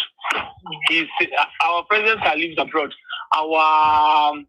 His what is Bajamila? What is Bajamila? What post is he even holding? I can't remember. Your chief of staff. Your chief of staff. The chief of staff. Thank you. Most of these who are doing that, bro, they know these things. It's an intentional act. They don't want it to work. It's not as if they don't know what to do. So that's my contribution. Nigeria is designed not to work. Thank you. All we need now is for the people to stand up and make their votes count. Because if our vote counts, if you don't work, we send you packing. That's the only solution. Thank you very much. Thank you. Thank you so much. I appreciate you. Thank you. All right. Good evening. Hello. Hello, Precious. How are you? Good evening, Henry. Good evening. I don't know you, Mr. Omashola Augustine. Yeah. Precious. Welcome. Sir? Good evening and welcome. Let me quickly take this call and I bring you guys in. Good evening and welcome, please. Yeah, good evening, Precious. Sir, you're welcome. Go straight into the conversation. Yeah, I just want to chime in, with the other guys. Please kindly remind me what your name is and where you're calling from. Oh, my name is Gilbert from New York. You're welcome. Go ahead, sir. The whole thing the nurse was saying, he's saying the right thing, and that was true. But he did not put he did not add the firefighter over here. They always respond to they were trained as a paramedic too. The real firefighters over here, that's what they do. Yeah, and they're going to bring their truck, right? And as soon as they bring in their truck, their supervisor is following them. Wow. Whoever has got a problem, accident, anything, they're going to treat them or take them to the hospital. And that what do you call them, paramedic stuff, I did it my own self. Yeah, but I didn't work with it because I went to do autopsy. I couldn't handle it. So that's why I just left that job by then. So I don't know what's going on with Nigeria. I think Nigeria is a cause though. They not do like that now. They don't swear for us. Don't do like that, bros. Rich. Yeah, but look, my sister, listen to this. I grew up in the military era, right? To be honest with you, it's better than these people right now. To be honest with you. By then, there were federal government colleges, right? A lot of them. I went to Ajashepo Comprehensive High School. How much do I paid? Like 35 naira by then, which is nothing. Look at the whole school now. Nobody can even send their kids to all these public school now. So what is going on with our country? My kids over here, they're going to public school, right? One got a scholarship, going to Live University in Atlanta, playing rugby for America right now. So what's going on with Nigeria? I don't know. It's I hope. I don't know what to say. To be honest with you, I don't know what to say. I've been, following you guys for a long. I've been following you guys for a long time, and I love Dr. Cash. Thank you. Is he coming? Is he coming out today or not? He was here yesterday. You're late. You know, come church early. Oh, he was here. He was here yesterday. Yeah, okay. Thank you so much. Yeah, I love him. He's an intelligent guy. Yeah, I love him. And quite vibrant too. Yeah. Thank you. Thank you so much. I appreciate you. All right, man. Thank you. All right. Thank you. Bye. All right. Hello. Let's have you talk. Yeah, hello, Precious. How are you? Good evening. I'm very well. Thank you. Good Welcome. evening. Yeah. I'm just laughing. Why you they laugh for foreign language now? Which you say make I do again? We talk the other day say no. But day I when never you even tell on the things where they happen for Nigeria. yeah, no Just day, talk small on the vex. no day when you they come here, we be say when you they come live, when you say you bring one good news, say see what in Nigeria. No, don't do that thing again. No, I bring good news. See what come out today. We be say go please everybody. Everybody go happy. Everybody go say maybe the country don't they improve. It's a shame and it's a disgrace. Sorry. It wasn't intentional. That is the reason why I will always say this. When you have analog, may I use the pidgin word, maybe here and where. When you put olodo, analog, olodo for sit up, where be say they sit down for where they're not supposed to sit down put, what do you expect?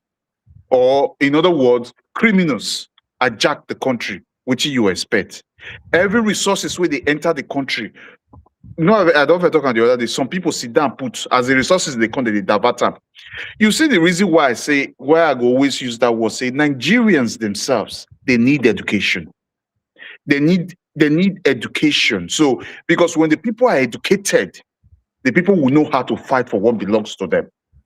In other words, the man coming on live where you show when they talk, where they attack that the whatever they put in or regarding the healthcare, whatever and all that. When you listen, because if that man himself, if the man is educated, as in the government, the people in charge, bring this thing to the public, like they did transparent. They are transparent to the people that the people really understand. Say this now what they go on. This now what the government or the local government or the state government or whoever is in charge. Now what they try to implement. Say see how the things go work. Or in other words, definitely there will be a lighting. They will know. So, okay, now what they go on be this. Now what they go on be this. Whereby the something not they transparent that they hide the thing that they do and they don't want to make the people know what do you expect. So everybody is a suspect. Then you become a suspect.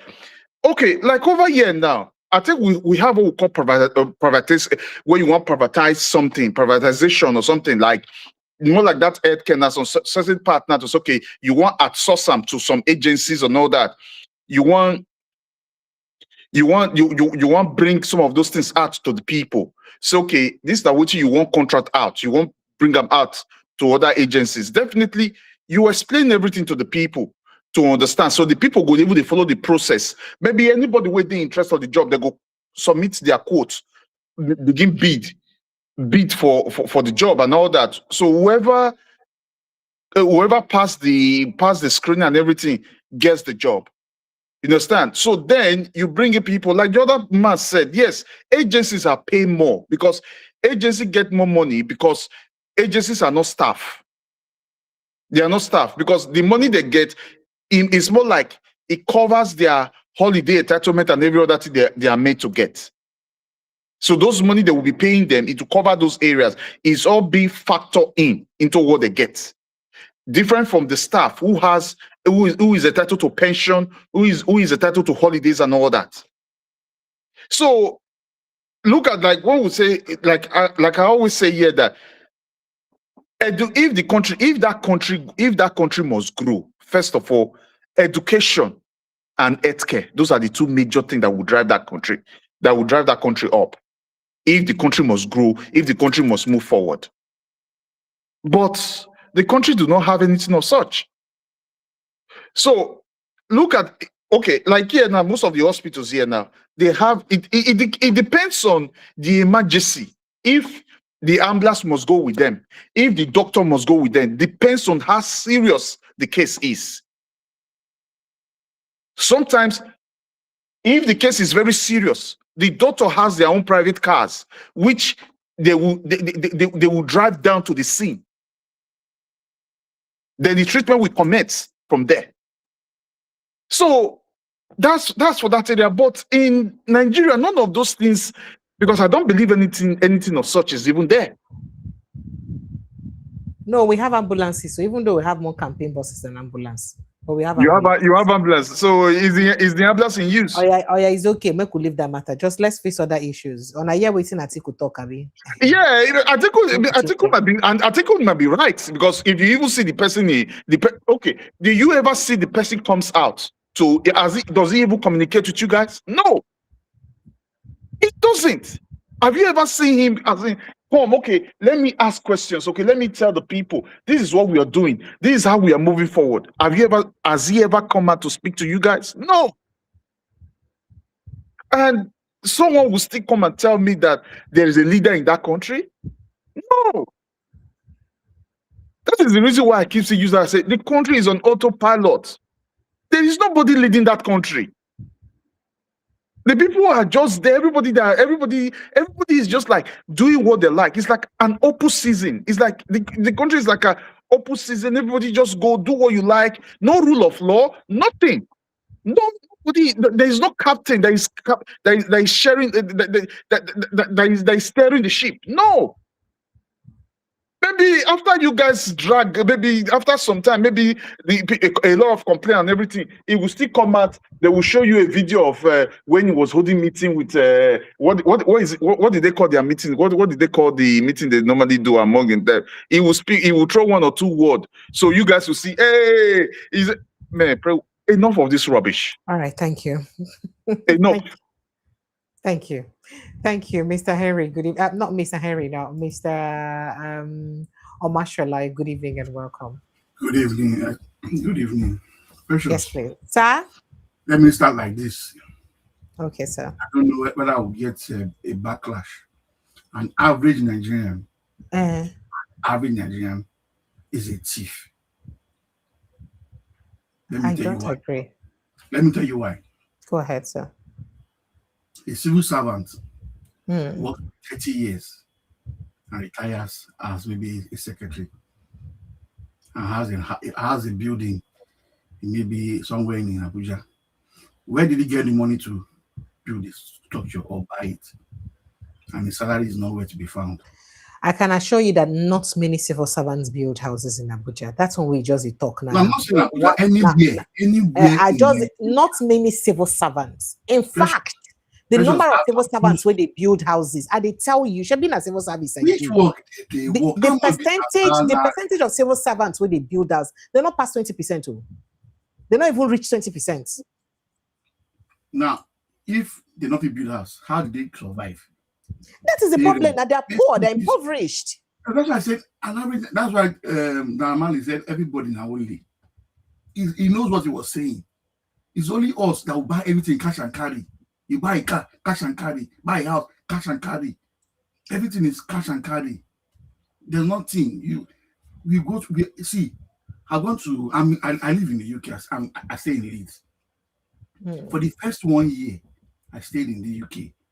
I said if they give 50% of Nigerians to come and spend 6 months in the UK and go back, whoever is ruling Nigeria will not have peace because your brain will change. The person as our president is talking about tax.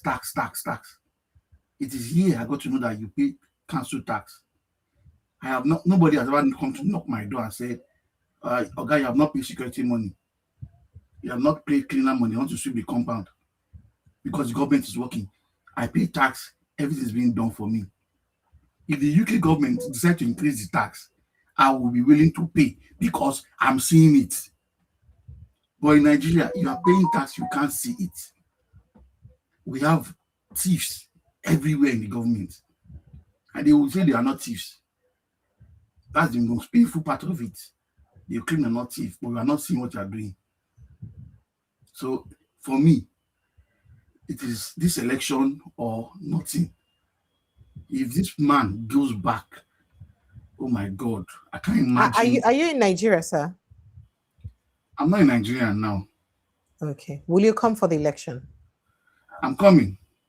And what role are you playing now to sensitize your people and ensure they do the right thing? I'm traveling the next few weeks to see people. Okay, you travel, then go back again, then come back before the election. Yeah. Okay. Because it's so painful that they've made most of the professionals to leave Nigeria. It can be annoying to see bankers, professionals in Nigeria that have left and doing care work, doing odd jobs, just because the environment is not just pleasing to anybody. You want to get a job, you have to pay. You have to pay a bribe. Nobody gets any contract on merit. I'm an architect, but I can't say I want to get a job. I have to be loyal to somebody I didn't go to school for me to see the minister or see somebody. That is what happens. It's not that place. Before I left, I said, I have left where people, I'm now where human beings live. Nigerians, they are not living, they're just existing. Yes. And it's not the truth. I agree. No, most Nigerians don't even know what living means. What to surprise you, I turned 50 in August 4th. By August 10th, NHS brought me a letter that because I'm 50, I need to do a cancer scan. Yeah. For prostrate, yes. As it is so bad that it is so interesting that they send me letters, health. Like say, up to when the GP calls me, we need to see you, come. Which hospital, which clinic will call you in Nigeria that they are so concerned about your health? And yet these people see these things, they know it, that it exists. If I have not traveled out to see it, I won't be able to say I'll talk about it. But because Nigerians don't know it, and the people that are ruling us, they've traveled, they've seen this thing. Why is it that they can't implement it? Why? Precious, let me let if we talk about Nigeria, it makes you feel mad. Sorry. But I hope that you're going to do your best, at least within your locality where you do, whether not for village or not for your township where you live, to make sure say people do the right thing. Anybody speak APC near me and I slap. Anybody talk about APC near me and I slap, I'll give them. Because I don't see anybody. You know, reach to slap person. And now your governor. Anybody your governor talking about APC. Anybody talking about APC is just an advanced tout. That's just your opportunity. No, that's not it, please. People that's have where I see them. Preferences. No, now precious. If you Nigeria is your company. You want to employ people to come and to run your company, and they say bring CV, and somebody can produce WAEC, produce first use learning certificate, BSc, and give you extra masters, and then the other one says he does not have primary school, does not have secondary school, but he has BSc. How manage? Who will you employ? Who will you employ? If you do a tax now on the internet, say show your first living certificate. Some people will have it. I have mine. If I want to contest, I can produce everything. Even if you can't produce, if you can recall, you can call your school or you can request for. You not even call my school.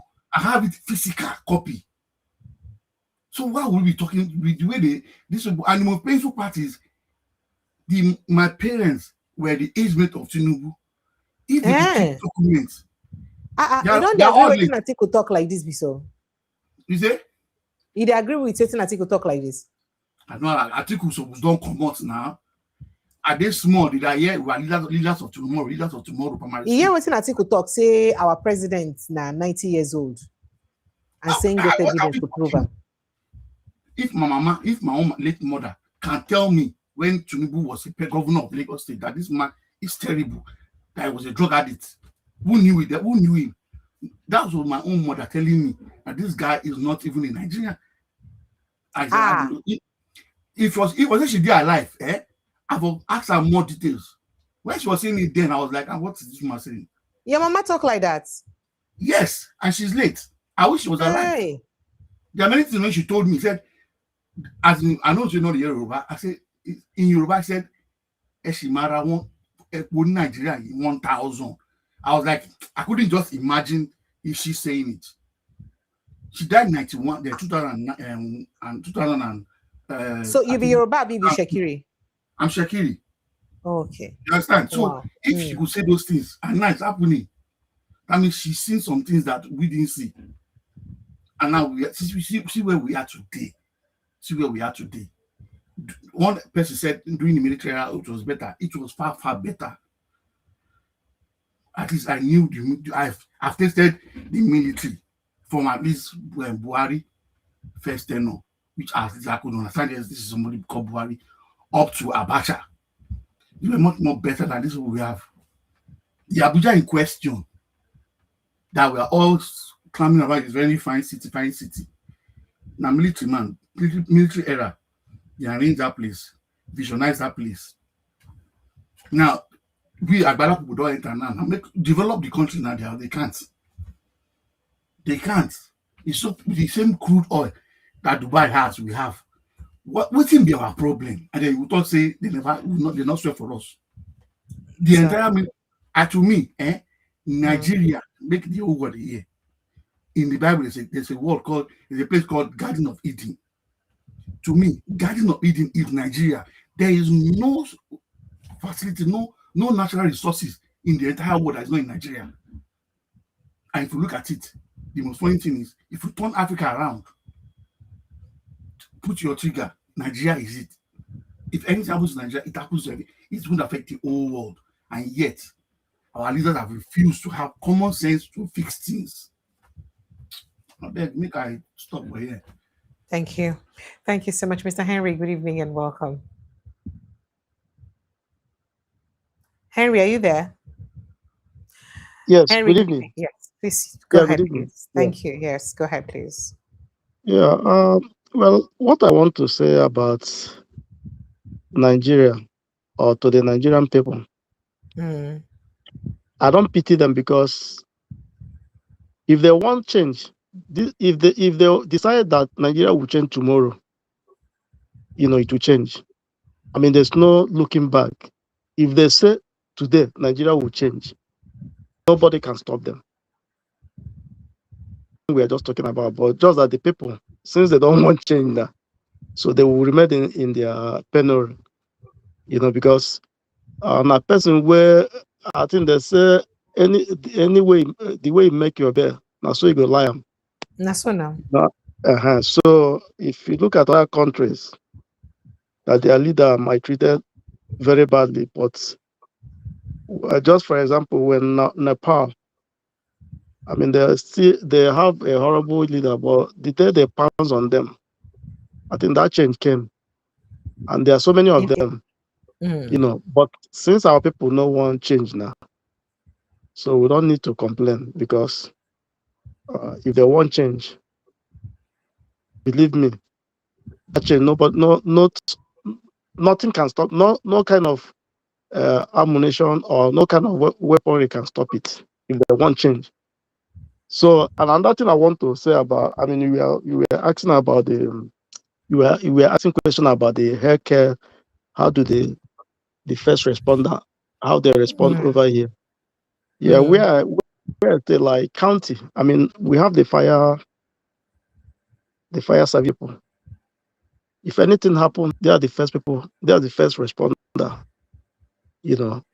Because the way they cite them not too far from. Okay, even the hospital, they make everything. It's not far from each county or each city. Small city must have a hospital. So if anything happened, then the fire service, they are the first person. Once you call that 911, because that 911, everybody is paying the tax. As you're taking the money from your check or whatever business you're doing, they're taking it from there. So, so it covers, once you dial that number, they will come. So another thing I want to say about Nigerians, I mean, like the original Nigerians, I mean, those ones who have the mental capacity to do things, they are the ones that left, a lot of them, they have left the country now. And as they left the country, the Tao took over. So when Tao took over, so what do you expect now? No, Tao not take over. Well, whether you like it or not, if Tao, they are ruling us. So it's not about no or no, because anywhere people who know what they are doing rule. I mean, you see the roadmap. I mean, nobody will tell you. So, people who doesn't know left and right, So what do you expect? It's like a toddler ruling the nation. So what do you think will happen? People who have never experienced life are not. I mean, traveling out meaning this thing. People who don't believe in getting it, through their hard work. So you don't expect such people to come and develop a place for you, But anybody that have just like you, precious, how you went to school, you study, you do that. So if anything like power is in your hand, you will know how to manage it. So you cannot who use Expo to go, who doesn't even go to school, but they claim that they went to school, because anything in Nigeria is about Expo. So that's why, like, even if you talk about the hospital itself, I mean, there's no qualified people there, just few, and even the few ones that is there is people that maybe they have trained overseas. They say, okay, let me come and establish.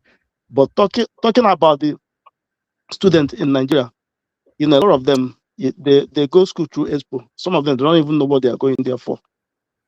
So I mean, Nigeria is a hellfire, And even if I'm in Nigeria itself, I don't even believe. I mean, when you talk about hellfire, it's in Nigeria is the real hellfire, because other countries, all those small countries, they are just like heaven. I remember when I was in Nigeria, the first time I went to Cotonou, I didn't believe that, there's a country like that is better than Nigeria, because I knew when they started using cell phone, Nigeria have not even started, So there are so many, that is a big problem. So that country need a total reset. I don't know how we are going to reset it, but I know that it needs a total reset. Anyhow that reset will come. I mean, that will be the only thing that will make the country to move forward. Thank you. I rest my case. Thank you so much. Thank you. I appreciate you. Tiwa Danjuma, good evening and welcome. Precious, good evening. How are you doing? I'm very well, thank you, sir. Welcome, sir. Well done. Good evening. Hello. Good evening, Omoshe. Good evening, Henry. And I guess Ken. Tiwa Danjuma, good evening. Well done. Greetings. Greetings, everyone. Greetings, those on the comment section. Precious, did you hear that the government is thinking of selling off KC and QC? I'm not hearing you. Be AC and QC. King's College and Queen's College. That one are normal now. It's normal to sell off you get surprised. Hey, and Queen's College. There isn't a private company now go run and pass now. Oh my God. I know they surprised though. I don't know why you they surprised though. I know they surprised though. It's it shock you. It's a shame. No, you're not supposed to shock you. Anyway, I hear you when you talk say what you were talking about? What's in I talk now about Atiku? What's in talk? The things I talk about Atiku. No, and life expectancy. See, I don't carry first again for life expectancy. On a carry first. So that means anybody we don't reach 50, Once 50 you reach what? 54, just in fact before 54, Okay, write write your your will. will. Hmm. A person go payment. Yes, if you And we die anyway. carry last for the whole world. I absolutely. Hey. Absolutely. Now we be the first. Nigeria don't see pepper. You know, Now we be the first to die. I posted, and the Kaduna State Governor come get the Akpobi to come here, come they talk all those way they talk. Why no go fit come? You see, now you play with it, they talk now how they praise the Babati and how everything and Nigeria don't become now like since yesterday I for even play that, you know. Now say plenty things been plenty for my head yesterday, as Dr. Catch been day. Precious, do you know that when Tinubu came into office in 2023, poverty was at about 56%. Today, well, like I say, 2025, because that's the statistics, it don't rise to 63%. 2025. And by today, by 2026, the figure don't rise. Multidimensional poverty, I think they say about 70 million people when income. Today is 140 million. No? 140 million. By 2025, you don't reach 140 million. And by 2026, according to statistics, another 30 million will join them. If you look at the democratic space, it is shrink. You know now, activists, critics, journalists, all of them now, so they arrest them, they detain them. If you be careful over what you say, don't be like say with the military regime. In fact, some military regimes are even better pass. You look at the institutions of state, they remain weak, they remain partisan. You know, they are the beck and call of Oga Patapata. Anything we tell them they do, now they do. You see opposition figures, they harass them, they attack them, they intimidate them, they harangue them. Sometimes they kill them.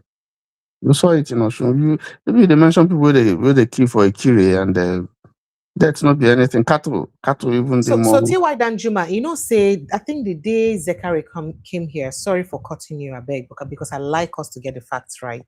The day Zechary came here, he's talked about this multidimensional poverty at over 130%, and I had argued it with him that day because I remember I was still in Wazobia as at 2022, and we're hosting the breakfast show. I remember we talked about multidimensional poverty at over 130% at that time. Yes. So because I just get to cross-check again, yes, I think the exact figure, according to the National Bureau of Statistics, then is that as of November 2022, was that 133 million people were multidimensionally poor. Yes. 133 million. Yes. The statistics is that you go add 30 million by 2026. Now 2026 will they so. Yes. So no, they actually said it to add 30 million by the next year, which is 2024. I mean, 2023 rather. It was going to add 30 million. Okay. So by now, so that means this 130 million multidimensionally poor, no Tinubu leg you start from. Yes. So, because I've been done to follow that matter, and you can Google and check for yourself. You see that. But by now, the thing go don't rise. It go don't pass 150 million.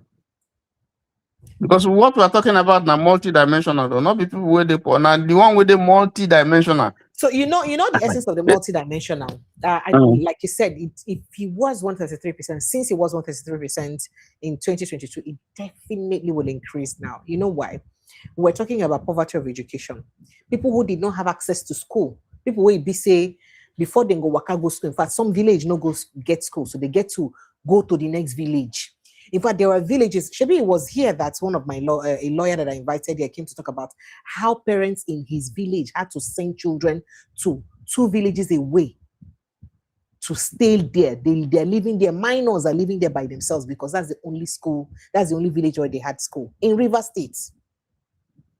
Yeah, but the situation is worse now, where some states don't Exactly. close So there is with no poverty school. of healthcare. There is poverty of even They can't go cooking, to farm. healthy cooking material. Yes. Like people they use firewood, they cook. There's poverty Yes. of malnutrition. There's poverty Primary of healthcare is zero. Exactly. So different You know, kind of so but you know, and people they say when they talk, they go say, "Oh, NEFON is good. You know, you give loans." But there's a eligibility barrier. Not everybody they fit access them. Not many people fit access that NEFON.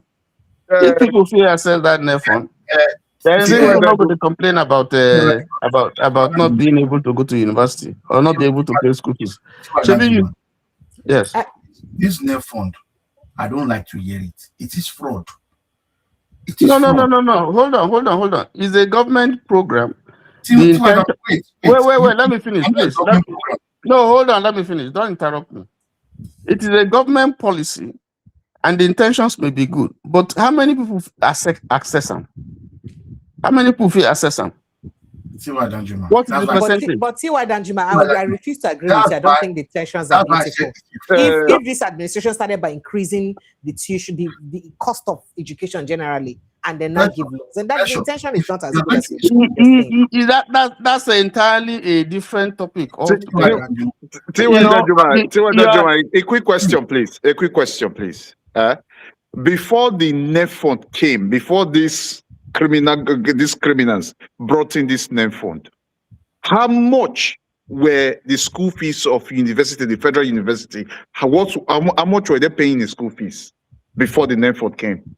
Before they brought in this NEF fund, please, if you can.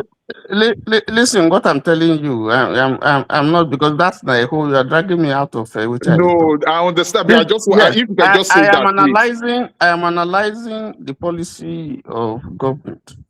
Okay, I'm not talking about the general situation before education. I've said it so many times here. When I went to university, now 19 naira now they pay. I know that was during your time. During your time. So but before, if we begin talk that one, I know. When I went to university a long time, all of them don't fail.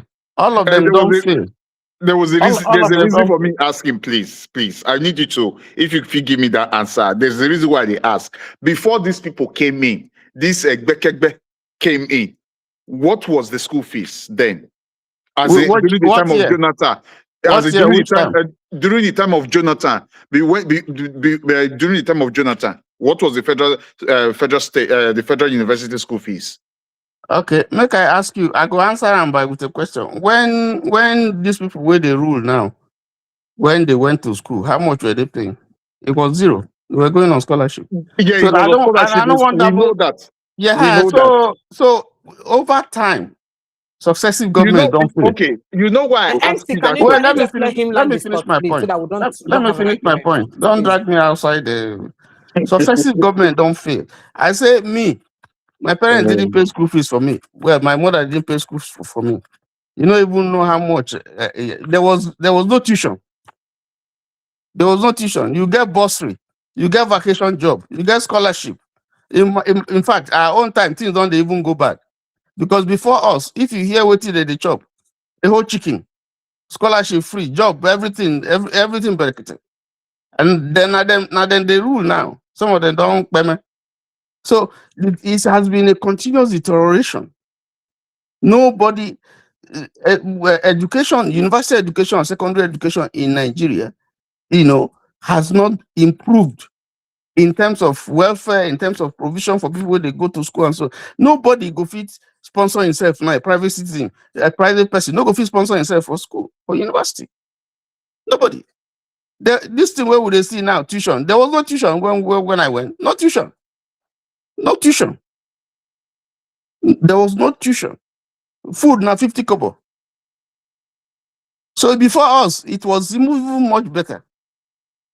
So there has been a steady deterioration. Some universities when they get toilet. Inside bush, they go shit. So it's bad. But what I'm saying, I don't want to go into that because we're not going to exhaust all those things. Things have gone very, very bad. Extremely bad. And yet, Every successive government exists to better the lot of the people. So the more we get government, the more things they get worse. So, but no government, in my own estimation, has been as bad as this one with this in 3 years. If you can cause the amount of destruction where you don't cause in 3 years, not 8 years, though, just 3 years going to 4.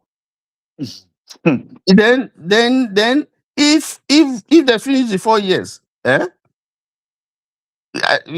finish the 4 years, they will cost more. But if they come by any mistake or bad luck, or say Nigerians don't come out, they can't get another extension of 4 years. Hey, now wahala.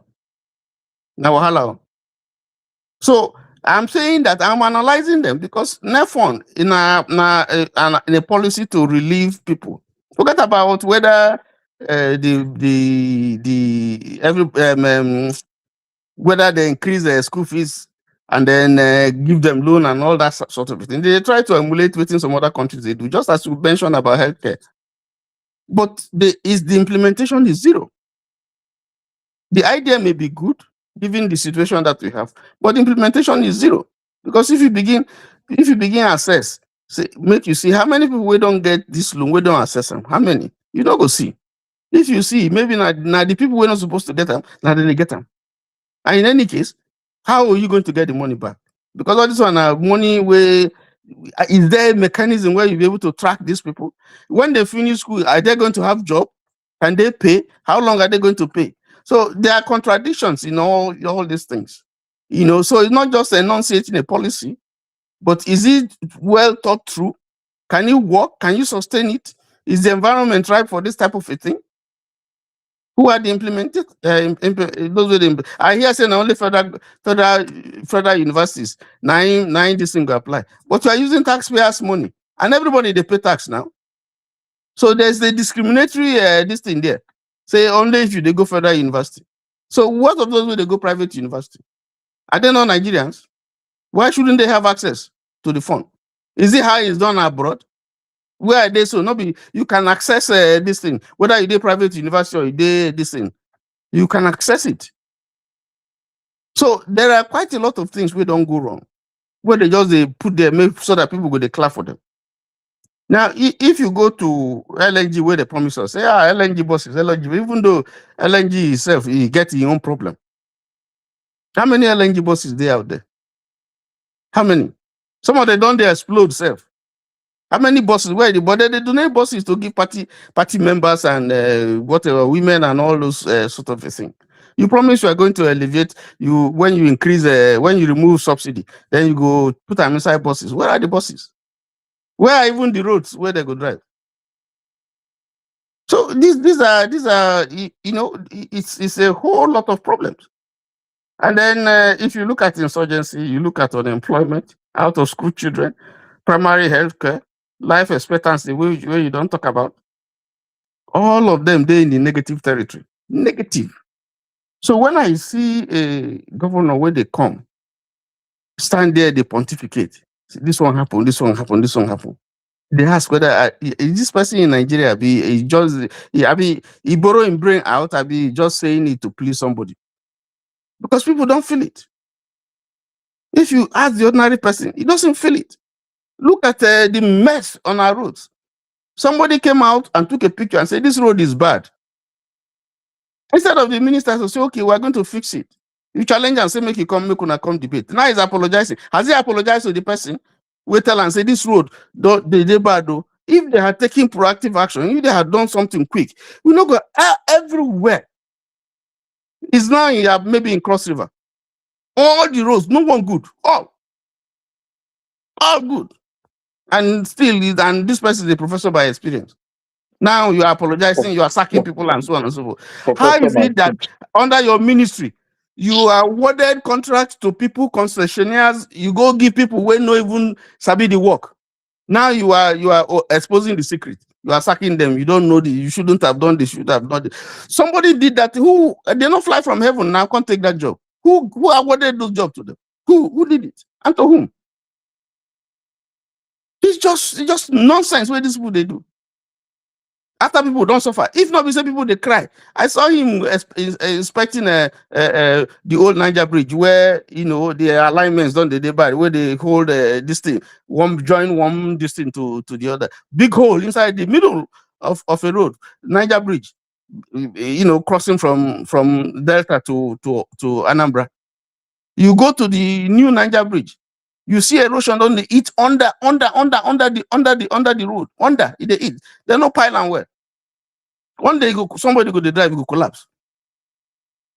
So you go to the Ahmed Tinubu road where they call Coastal Way.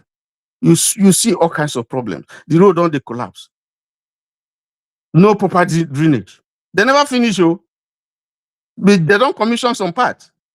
Meanwhile, part of the one where they don't commission don't they collapse. Which kind of country be this? So when would they talk this thing? Go like say would they talk? Nigerians made they listen. This is not be joke. This is not a joke. They go finish with their money. They do all the borrowing where they don't borrow. What has happened? What things they can do? How can a human being, a government spend 110 billion for just one state election? Is it the party that raised it? Is there not supposed to be transparency? And still they fail. So Nigerians will not go shine on the eye. Shine your eye. And quickly, between Atiku and his brother, his friend, they know what way they between them. They know now the same person give Atiku platform where he take run as president, as ACM. They not two of them are friends now. They know what they do. They know what they do. Like I posted here, at the end of the year, they go Sokoto, go settle their quarrel. So Nigerians have to shine their eyes. This is not a joke anymore. Everything has collapsed. Everything has collapsed. The one whenever collapsed, it remains small. Make it finish totally. So it's up to Nigerians, because if it happen, they get plane for hunger. Some of them get 2, 3. They get aircraft. They get money. They get houses. Some of them, their children not they here. Their children they outside. Unless Nigeria go will lead them for airport. So Nigerians have to shine their eyes and leave off all this ethnicity and religion and now my turn or not be my turn and so on. Shine your eye. This country has to change, and there's an opportunity in 2027. If we miss out, I don't know what will happen. No. Precious, Beck, I just stop there.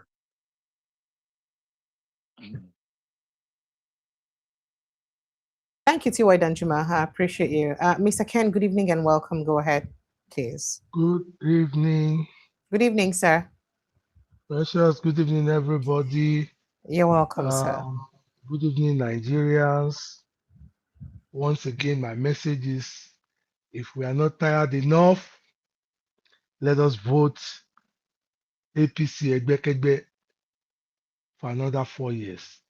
But if this suffer don't tire us, we really don't suffer.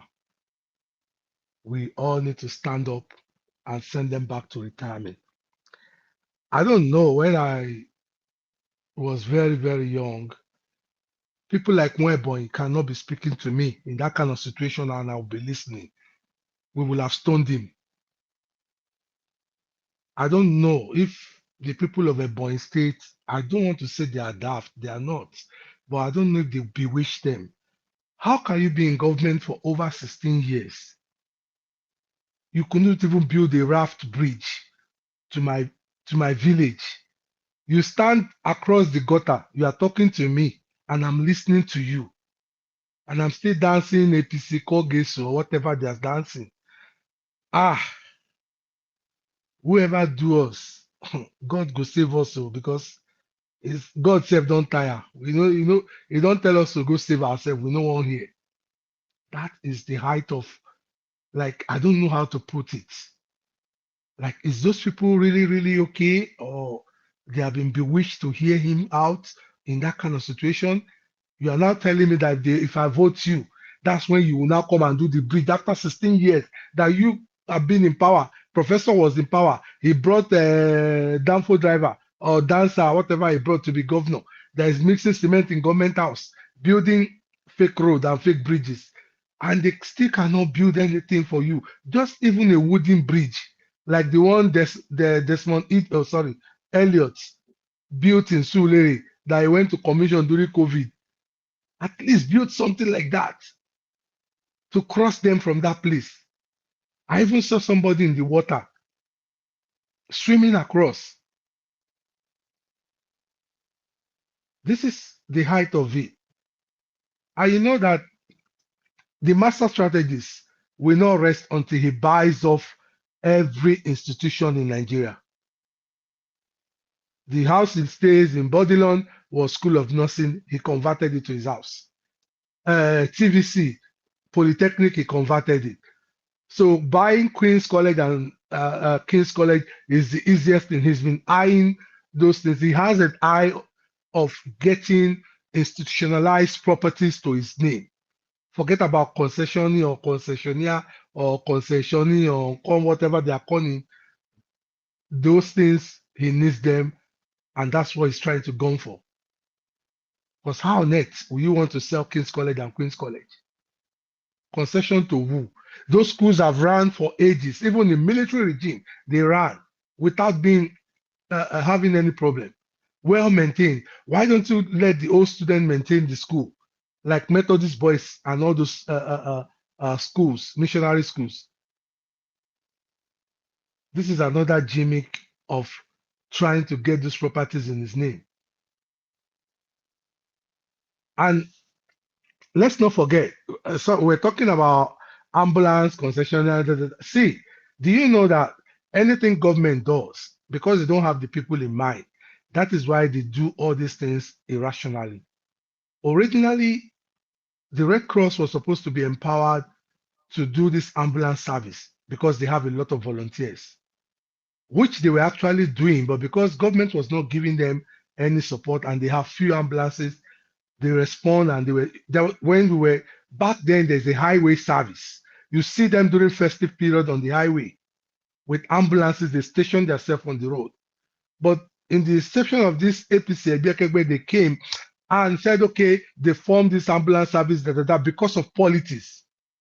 They brought both qualified and unqualified people, picked them from wherever they picked them, and started planting them in the ambulances. You call ambulance, they will not even arrive. And when they arrive, they will come with paracetamol or whatever in the first aid box, not well equipped. And now I'm hearing from that guy, yeah, it's possible. There will be contrast staff because somebody will be.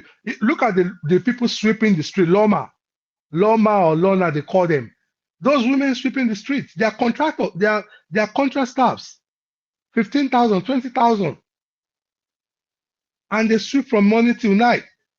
Sometimes crazy vehicles hit them around. No insurance, nothing. A government that encourages bad labor, cheap labor, that is not a good government. It is so terrible the way they treat people, and these people will still tomorrow turn around and sing their praises. Like, I don't understand. These ambulance people you are looking at, call them tomorrow now. You see them wear APC cap. They will jump everywhere. Oh, at least they gave us something to. What did he give you? No life, nothing.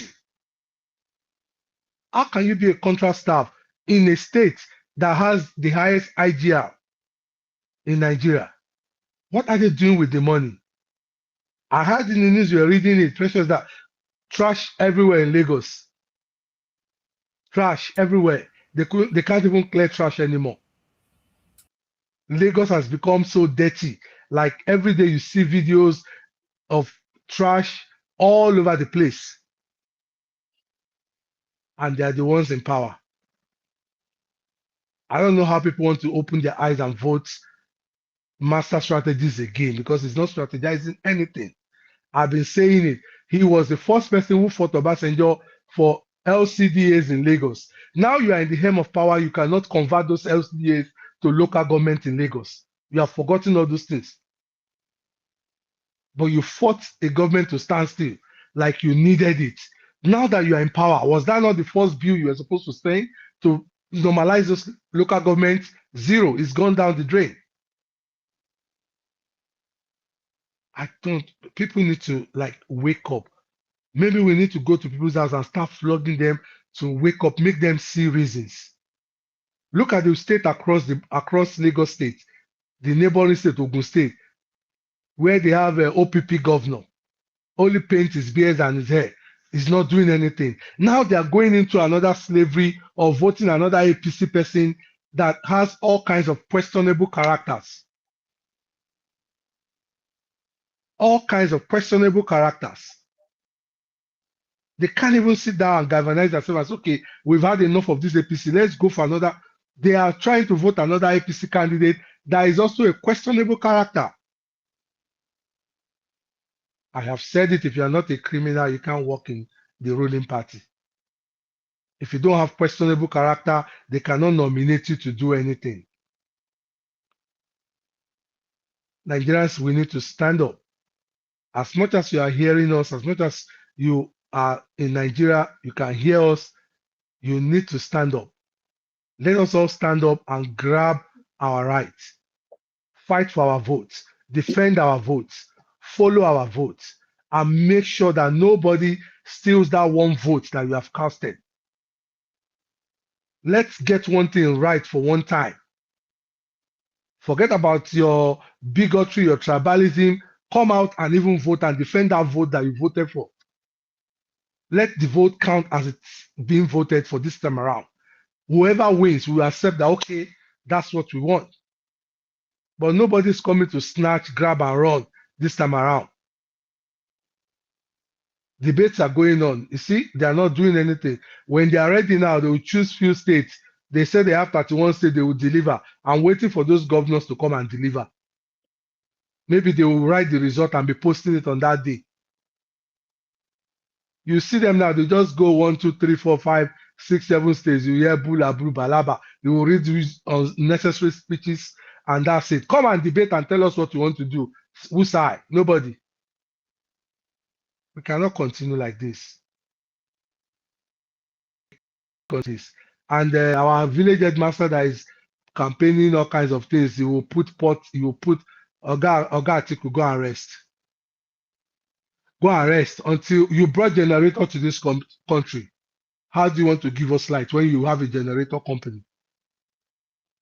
You have a generator company that is making all the billions. Go and rest. We are tired. We're done. Let's allow fresh brains come and do something for us for once. Forget about all this campaign of calumny. You will put pots in the air. You will put chard in the air. We don't want to hear those drama anymore. We don't try. Thank you. Make una leave us. Make we breathe.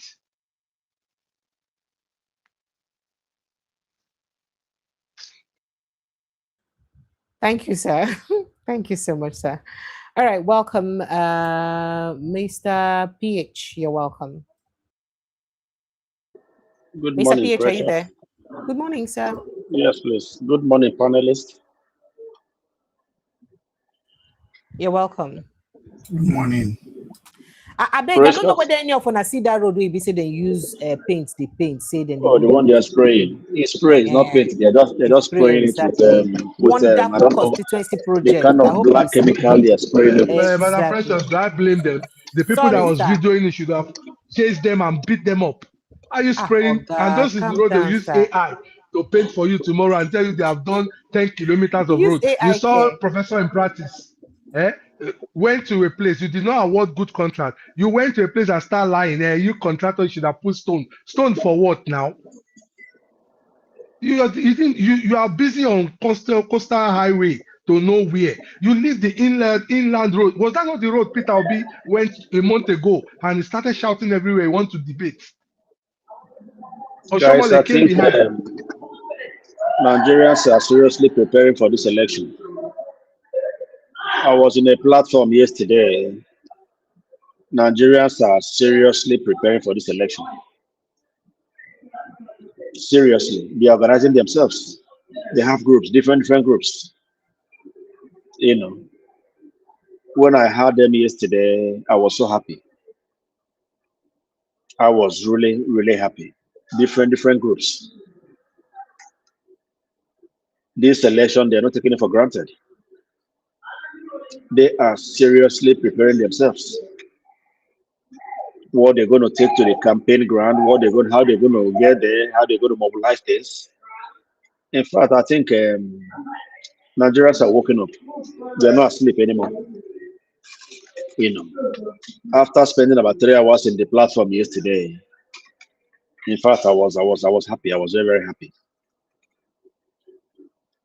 This 2027 election, Nigerians are going to do it. It's do or die. They are putting up different platforms, different groups for different states. I know. So, Madam Precious, I think this one not going to be play matter this time, this election, to be frank with you. From different states, they are mobilizing themselves. Youth, you know, with their paper powder and everything, the way they were talking yesterday. This lady called Zini. Zini is a force. I don't know how I can bring her to this platform, Precious, honestly speaking. That lady is a force. Bring who? Zini. Her name is Zini. Okay. She is one mobilizing ladies, the Nigerian ladies. Okay, so it's fine. Well, but They are you people preparing are using this themselves time to turn my platform into NDC platform. You people will be paying me money. Precious, this one you have when heard now. If I invite APC people, they will not agree to come. I invite NDC. NDC will tell I me they will was not there. come. I was That there is for 3 hours obedience that is in my Precious. platform. It's not Three good good though. hours. If you hear this lady speak, she's a firebrand. She's mobilizing women, young ladies. By the time I invite APC person here now, you people carry bad mouth and finish them now. It's not good though. Invite Precious, them. you should be happy you have us here, okay? Be happy you have us here. Okay. Precious want to hear ideas. These people are putting ideas. They are so organized that before the election, they will get their hours before the election. Get the party members. Make sure that can she drive people across all polling units? No, they are creating platforms. They are creating platforms all over the states in Nigeria. Not only her. They are different groups. I would love to work with them because I want to They get correspondence across all the states in Precious, Nigeria. my 3 hours yesterday wasn't a waste. To be frank with you, it wasn't a waste. Oh, you spoke with her personally? No, I was on the platform yesterday. I joined the platform for 3 hours. Okay, so they have different groups for different states. That's great. That's awesome. Seriously, this time they're not playing. They're working up. It's not going to be just vote and go this time, honest. And they are encouraging those that don't have PVC. They have roles to play too.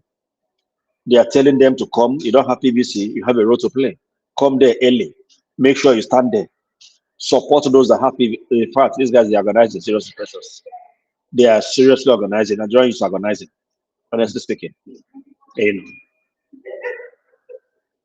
I said no. I never thought they are so mobilized like that. And well coordinated too. They have different platforms. Even the flag boys, there's one group they call the flag boys too. They are going all over. They are creating a group now all over 30 states in Nigeria, all preparing for this election. So I think Wiki, they're not going to get this easy this time, honestly speaking. People are willing to die. They are seriously willing to die this time. No soldier will intimidate them. So I think Nigeria will get better. Thank you so much. So let me quickly play a couple of. Okay. All right. Let me quickly play a couple of videos I have, especially about that incident that happened in Rivers State, where a young man was shot dead by a police officer because I think he was driving his father's car and they tagged him a Yahoo boy, according to the narrative I heard. He's a young man who just graduated from school and he's just nearby in Ajib Junction, close. You know Port Harcourt very well, and Bushimini area. So that area, and they shot him. So there's protest. Make a look at that. Play a little bit of that incident, and people don't talk. This one don't reawaken the call of extrajudicial killing. Policeman don't keep person. Policeman don't keep person. I had a judge. Yes, so policeman kill somebody. Policeman don't keep person. They said, I hear that that 4 people will die.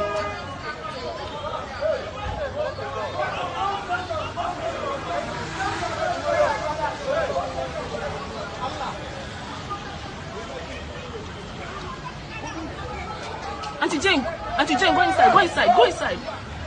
Auntie Jane, go inside, go inside. I will lock up now, go inside. Because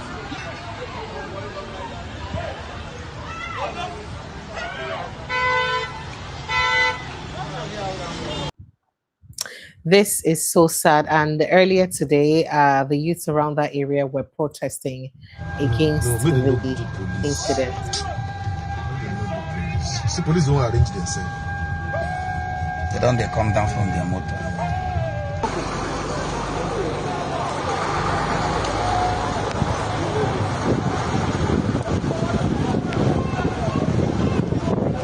If they get sense, they're not supposed to disrupt it. Nami. Is they on?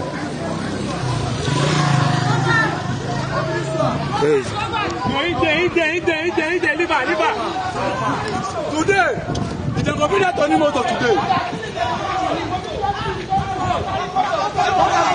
Hey! You see why they show? You see what you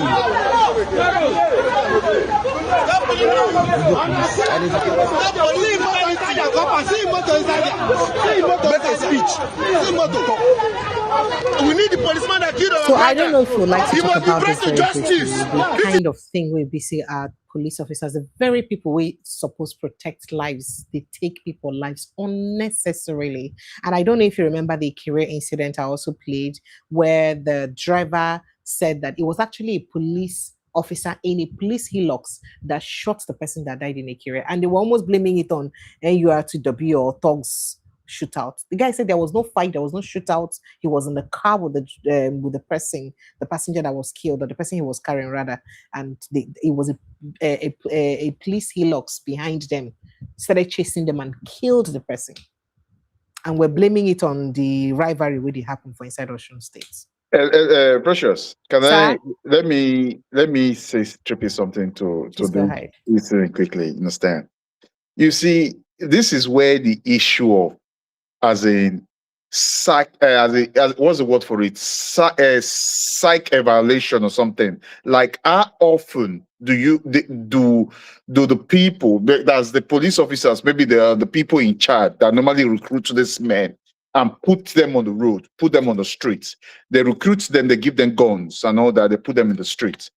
You see, a police officer was supposed to come with discipline. As in, time to time, you evaluate them again. Psych eva, as in their well-being, you checkmate them. You check them or something, because there are bodies who were supposed to carry out all this assignment on the police officers. So from time to time, to know their meta stage, as in how heady or their meta capability, their meta stage, as in the stage of their mentality, as in where they've gone. If they are okay, if they are still okay to be on the street. Or time to time, maybe say after 2-3 years, you sent them on, you retrain them, or you retrain them kind of to see if they will pass those trainings and all that. Because this have to do with, as in it has to do with human life. You don't just bring these people and you put them on the street, you leave them. Nobody checkmate them, nobody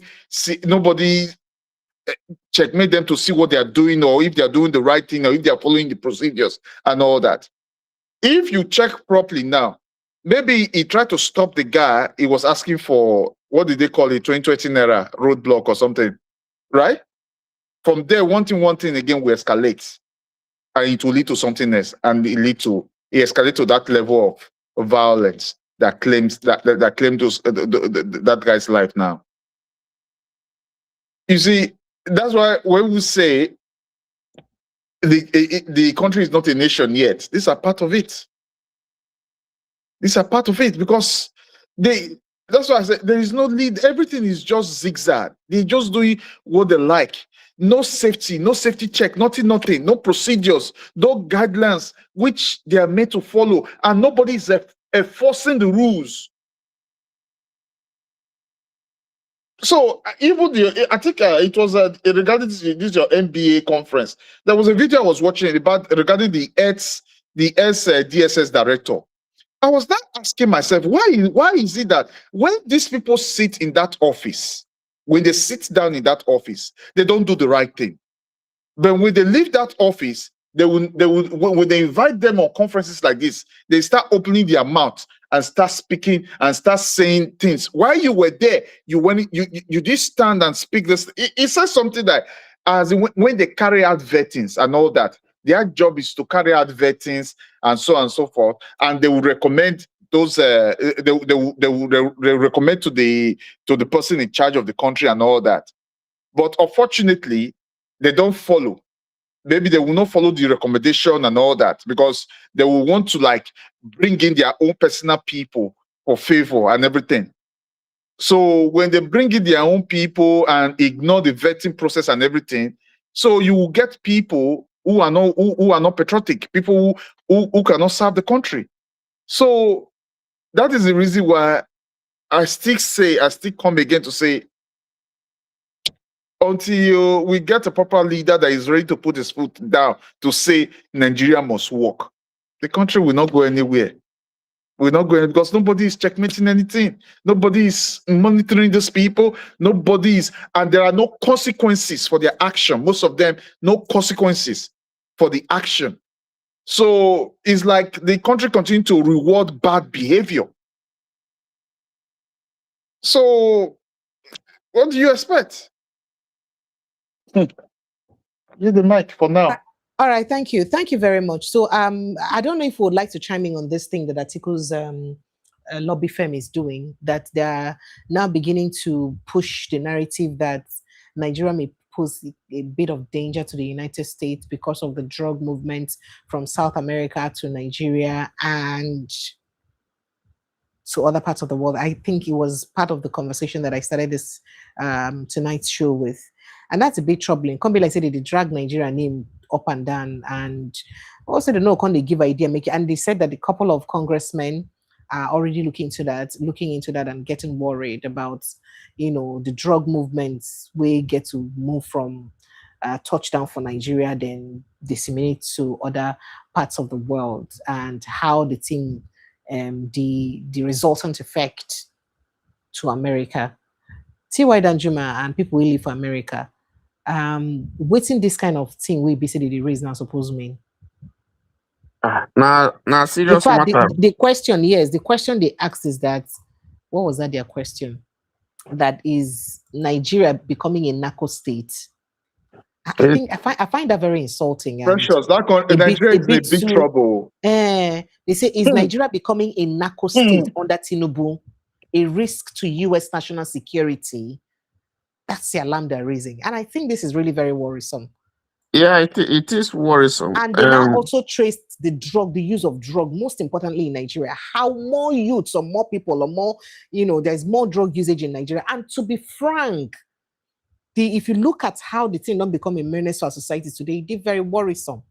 So why didn't we raise this kind of issue? And talking about the use of drugs in our country at this time like that, it can't be like saying that because of it we get a particular president and I make the thing they place. That's not fair now, because that's a picture they're painting.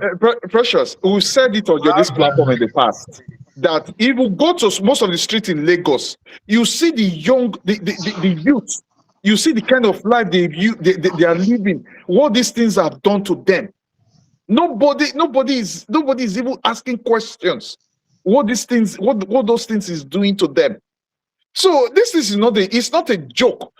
That's why I said it last time. I said, until we get a leader that the whole world can respect, then you will see Nigeria dignity will start coming up. But for now, nobody has respect for Nigeria because of the person, the people elected to represent the country. Mr. Hayes, it's a big mess. This thing is unemployment is part of it, and I'm talking personally. I am personally affected on this drug thing. Yesterday, something happened. Somebody called me from Nigeria. This person works in one of the big, if they say S500 companies in Nigeria, very big corporation. I'm talking about somebody who pays more than 600,000 in a month. he called me and he was begging me for money. And I was like, what do you mean? You earn good money. What's going on? Oh, I lost my job. What happened? He said it's a long story. Do you know that I called his colleague? Do you know why he lost his job? He started drinking sachet alcohol, got addicted, and they fired him. And he lost that job. Now he's begging money all around. Drug has eaten into the fabric of.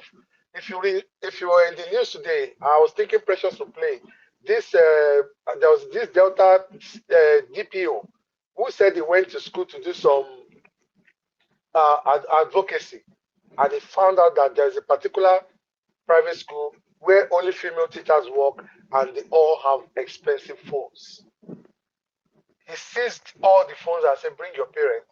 The parents who came were even lying to defend him. And what did she see on the phones?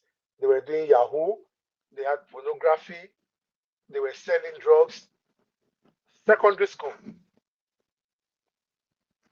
is a menace right now. Napo State is even small. Look at the amount of drugs they've captured at our airport since January till now.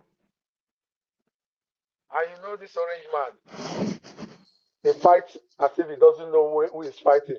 He uses a hammer to kill mosquito.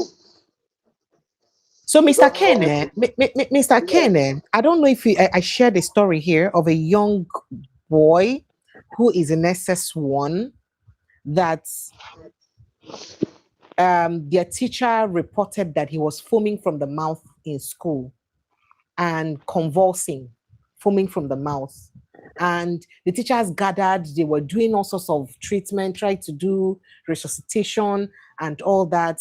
And at the end of the day, they started calling his parents, you know that kind of thing, because it's secondary school, so they have to alert the parents. They started calling the parents, and they looked for a car, put him in the car to try to take him to the parents' hospital and all that.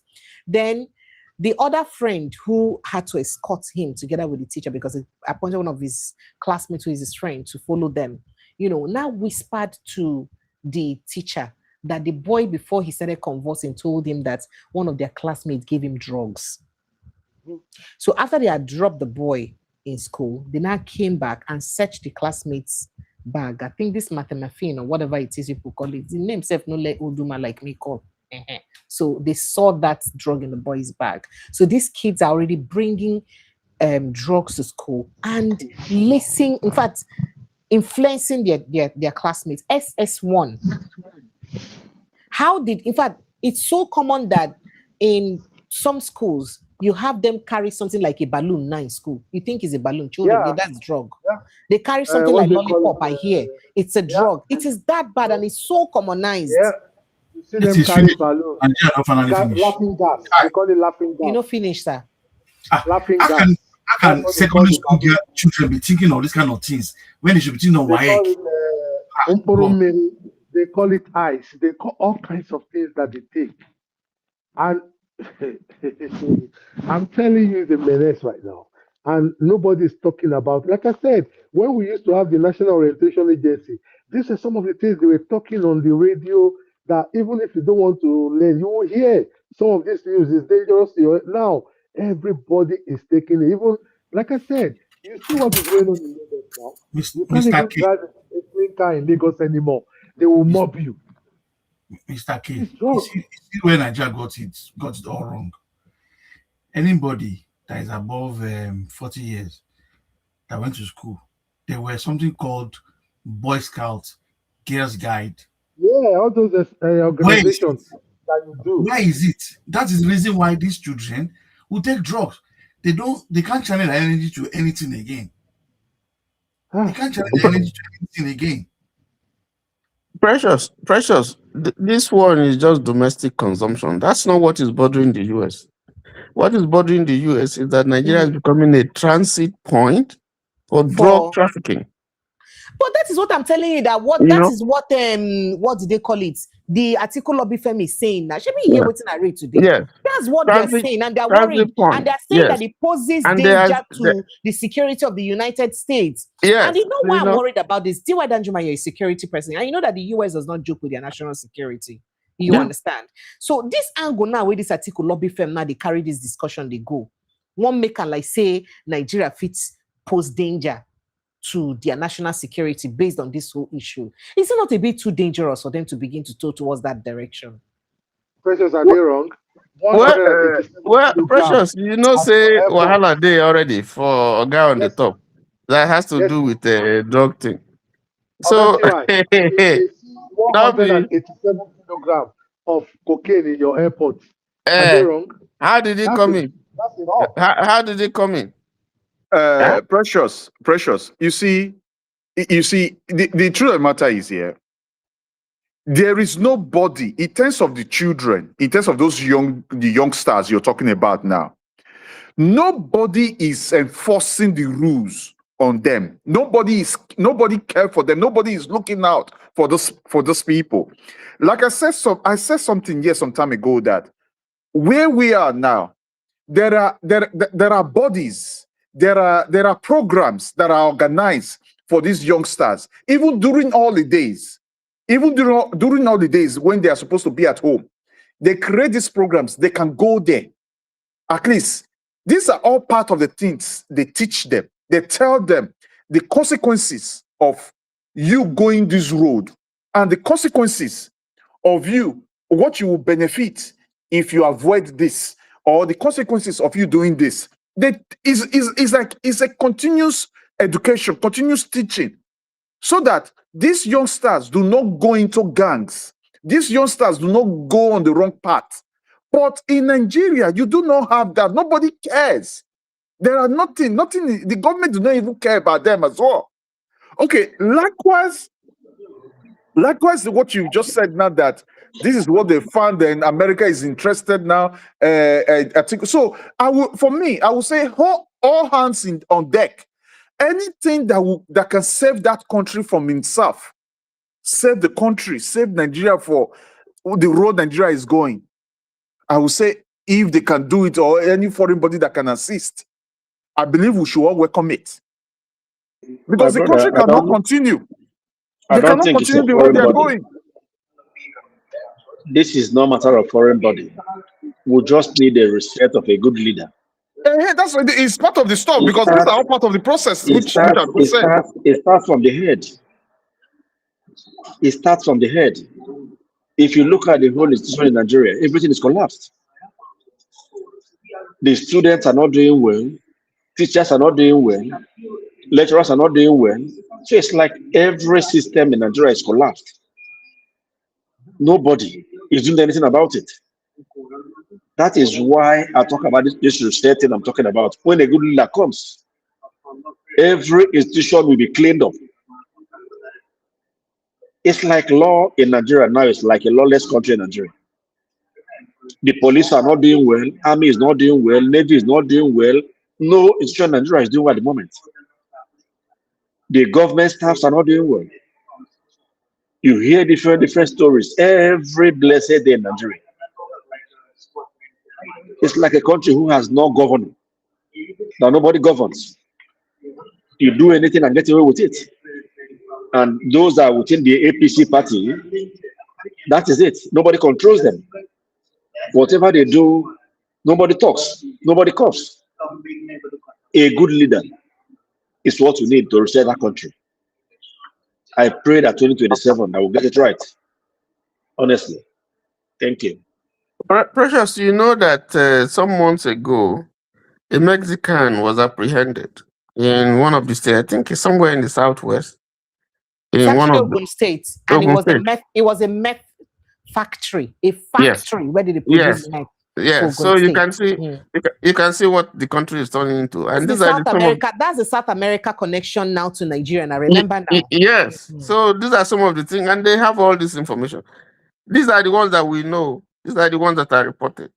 So when they begin to show, when they begin to get worried that this is what's happening to Nigeria, you know, they know those that they apprehend at the airports. They know, they follow the trail. So they are worried, and that is what is going to I see people posting the Maduro treatment and so on. That is something that America cannot take. If your country is involved in smuggling drugs to America, then you are in real trouble. And worse for you if you are associated with drugs. It's worse for you. They don't joke with that. So some people will pray and let it continue so that America will intervene. I know that people will be praying for that one. But I think it's sad that our country has turned upside down.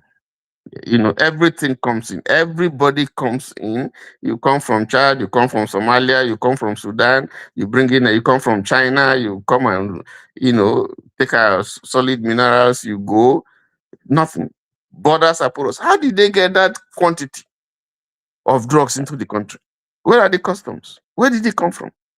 What happened? You'll be surprised that maybe this apprehension by NDLA was because somebody didn't chop clean mouth. He didn't, It's not wet ground where. and they say, okay, I go to you, Pepper. How could that have come into the That's country? the problem. Where did it pass? See why the decay is too much. The decay in Nigeria is too much. It's You ask terrible. yourself, the teachers are not doing well. The ones that are meant to guide are not guiding well. So it's like everybody just does whatever he or she wants to do. A few days ago, they were showing about the people that manufacture this whiskey. If you see the dirty place these guys are manufacturing drinks for, you ask yourself, my brother, I don't Hello, know. Precious. Is it true that the American military are withdrawing from Nigeria? Okay, yes. So Trump said they're about to withdraw the 200, I think in September, this coming month. Okay, they are withdrawing the them. 200 troops, yes. Okay. Because the mission done the over. And I do not think that mission has been successful, if you ask me, because I mean, it can't be No, I like that. think They have the insecurity. They are having problem with Nigerian government. They are having problem with Nigerian government. Yeah. They find themselves, they So- they come out. I don't think it's working well for the Americans. there's a problem. There's a betrayal somewhere. Yeah. It's not working well for them, so that's why they're pulling back. I don't think there is a problem, but I think that maybe I know say all these people where they send con the money now American government they spend for their head. And maybe they've looked at it that maybe since Trump, that Trump actually thinks that largely they have conquered the war in Nigeria. Remember, he said that we'll finish them. He said so because in his mind, he actually thinks they have. But then the killings haven't stopped. In fact, it's even increased. I guess he doesn't know all that.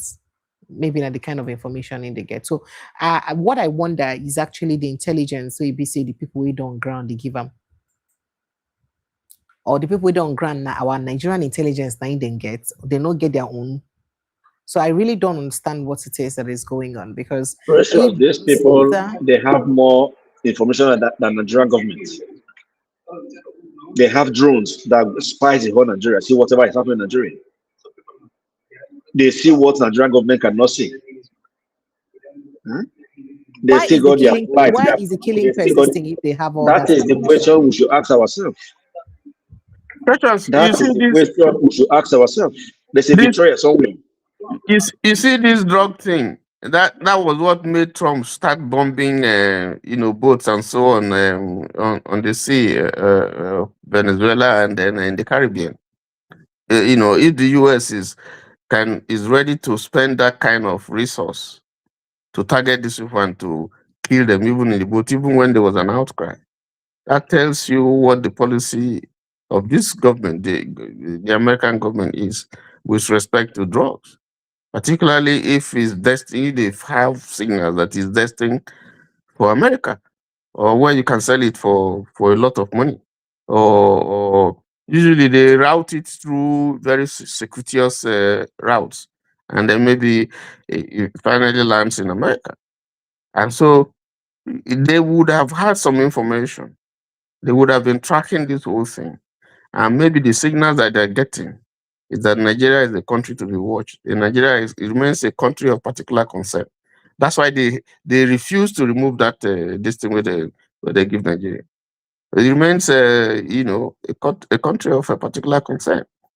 And the government, I don't know, if this continues, everything it stops at the desk of the president. because no country would allow its citizens to be harmed, by this kind of illicit trade and and drugs coming into their country. America is not happy with it. We've fought all the Latin American countries because of this nonsense. So I think that the government should stand up and do something. It's not then the domestic one that is happening.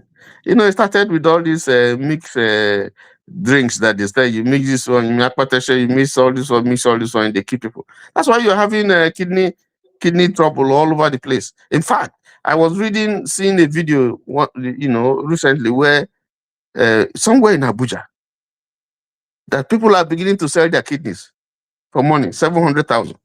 Young people. Some their kidneys are even just farmed without their consent. Yes, I've heard that one too. So it's a crazy country now. It's really crazy. And some of those people who are captured by insurgents, some of them they sell them as slaves, and then they go and use them and harvest their organs and so on and so forth. So this country is I don't know. I don't know. Precious, why this decay in Nigeria? Why? Why what, sir? Why the decay in Nigeria for the last 10 hey, to 20 years? they ask the question. The simple answer is no rule of law. It's just too much. It's just too much. Within how many years the way Nigeria has gone back? It's like nothing functions anymore in Nigeria. You don't have anybody to fall back to. And this is what you guys were talking yesterday in this Zoom meeting yesterday that they heard yesterday. That now they know that the police are not with them, the army is not with them, the Air Force is not with them. They have to protect themselves. That's what they were talking yesterday. So they've given up, even with INEC and everybody. Now it's either they vote. There's a name they tagged the team yesterday. Rig and Yukpai. That is what they tagged the Zoom meeting yesterday. Rig and Yukpai. That's the topic of their meeting yesterday. So this Rig and Yukpai now is the new trend in Nigeria now. Rig and Yukpai. And they were talking about the coppers. They're creating a platform too for people that are going to go around the whole state and monitor these coppers. Tell them that if anything goes wrong, their life is at risk. If you know you're going to be corrupt, just stay off this election, this 2027. Precious, I wish I could send you that video yesterday, the Zoom meeting yesterday, because it was linked to different platforms. About 10,000 people was on the Zoom yesterday. 10,000 people for different platforms. You can see the anger in their voices yesterday. Nigerians are seriously angry and waiting for this election 2027. Honestly speaking, everybody. But the problem is that this anger, it translates to Nigerians for the grassroots. Yes, these are not get access to internet. These are not diaspora. These are Nigerians in Nigeria. That is what I'm saying. Nigerians in Nigeria that have access to internet. The ones who really make up the population not get access to internet. Then they reach them. Are they reaching out to them? That's what I'm telling you, that they are creating small platforms. Okay. That is going around within Nigeria. These guys are serious, precious. They know that now they're on their own. They're not looking for me to protect them. They're not looking for anybody. They just want to vote and make sure their vote counts. So it's not now that they want to vote and wait for me to tell them to go. Now they don't want anybody to go. They say that they know the police are not with them. The army is not with them. So it's the Nigerian people now and their votes. They've taken upon themselves to defend themselves and defend the election too and their votes. So whether you get PVC or you don't get PVC, everybody must come out. That's what they're saying now in the whole Nigeria. Everybody must come out, be on the street. In fact, things will change. Precious, a quick one again. The cleric that was that cleric that went to call that went to scare up division between the Muslims and the Christians in Nigeria. There's a video that was making the rounds that is now lamenting that what they promised him, they did not give it to him. Have you come across that video? Yes, I saw it yesterday too. Yes, I saw it yesterday. The video of what, please? They suspended million. They promised him. Declare it that those governors were sitting But down. I That played he was. it yesterday on this platform that he said that he's not gotten the He's not 600 getting the million money he in. was promised. Okay, These days, you know, they enter class, so they come late for class. Because when I did road there, I know they want to make I come on this time because they make I quick reach out. If you notice, when I take come, you don't almost the. Okay. Precious, please, can I deviate a little bit from this wahala, please? Can I talk something more kind of... What's the problem, sir? This lady that you helped, the lady that her kids could not go to Shebi, school. it was you that brought her. Princess, in fact, she's so close to you now. The way she called me, the way she was crying, she lied on the floor. I mean, you know. Shebi, now you been recommended that dinner. Now you been talk about her story. Precious, I don't know how much of that's Precious, to be frank with you. The way this lady called me and the way she was crying and thanking me for what I did for her. I say it's not me, that's Precious that did it. She is so happy. I think that I don't know how much you guys gave her, but thank you very much. God bless you. Amen. God really, really bless you. But we talked The about joy, it here on the show now. the gratitude she showed. We talked about The it here on the gratitude, show. Precious, She came is too here. much. She came here on the show to talk about it, and she thanked the person who gave her. I think the person gave her about 1.6 million. Goodness me, the lady, this lady, the way she spoke, the way she told me, I say, but I don't know how many billion they gave to her to frack with you. Isn't a billion? She is so happy. Nigeria is hard. These people are suffering seriously. I agree. Honestly speaking, thank you very much. God bless you. Amen. And thank you, sir. And thank for you to those the of us that still want to help, how can we help again, Precious? If you still want to help her, you have her contacts now. Go ahead now. I say the fact you are the person she's talking about, Precious, will rock with you. See me see wahala. You are the person she's talking about. So please, if you have a number, put on the platform here, please, okay? Please.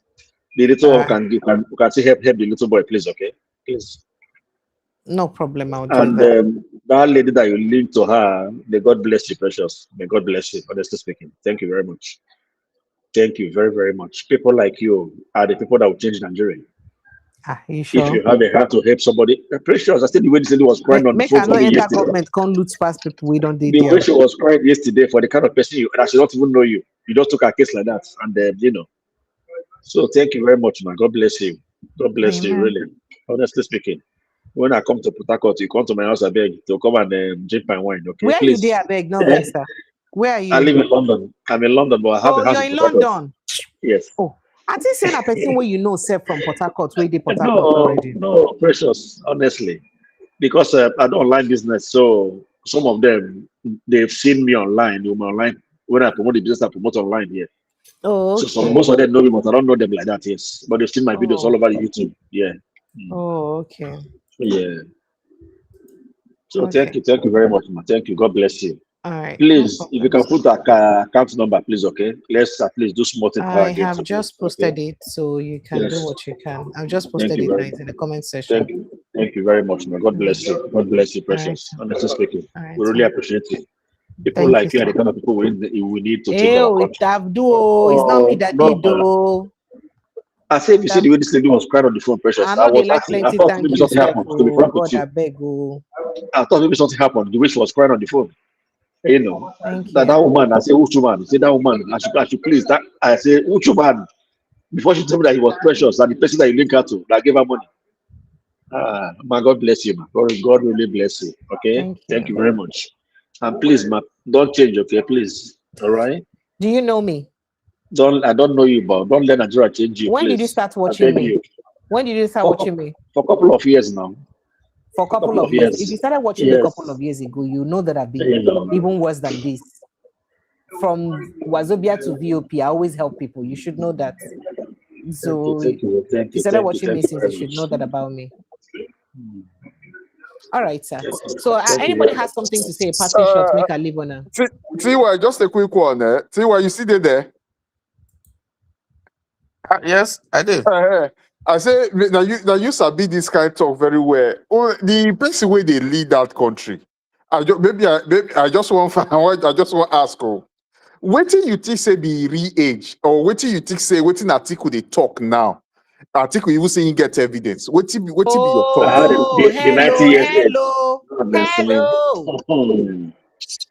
Hello. Why they ask me that kind of question? I'm me Bonham. I think Atiku and Tinubu, I think there's something Not going between two of me them. Bonham, but I There's go something answer going you. I go answer you. I go answer you. I go answer you. The in-law, that is somebody will describe himself as in-law to his wife. You go now is the flute, the man where they play flute, T-Mark or Moshe, a Shakiri guy. Okay. He talk some years back, say Baba T na 87 years old. So Atiku may not be wrong. Okay.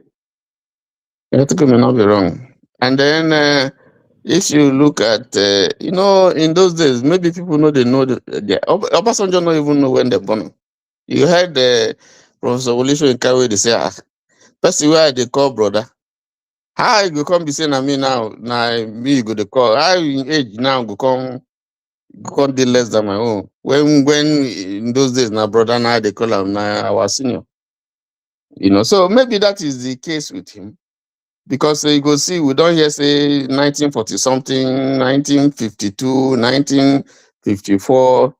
The thing they change. So we don't know. But if you check the age, they say maybe in first child now, I been 60, abi. Yeah. So if you're calculating age now, and you say you did 10 years about 10 years or so when you born. And that is the eighth wonder of the ancient world. So But a 10-year-old child can have Precious. Don't. it's early puberty, early puberty. It go be world record now. It go be for don't the Guinness Book of Record. Thank you. Guinness World Record. If I don't do there. But we don't know. So maybe let Atiku. Maybe there's something. He and Atiku are good friends. So maybe there's something Atiku knows that we don't know. I don't talk about before. See, these people presidents in question. Now my papa age made them. Now my papa age made them. If my father was to be alive now, he will be 85. Now my papa age made them. There's no how. There's no how you see your age mate, even though you not go school.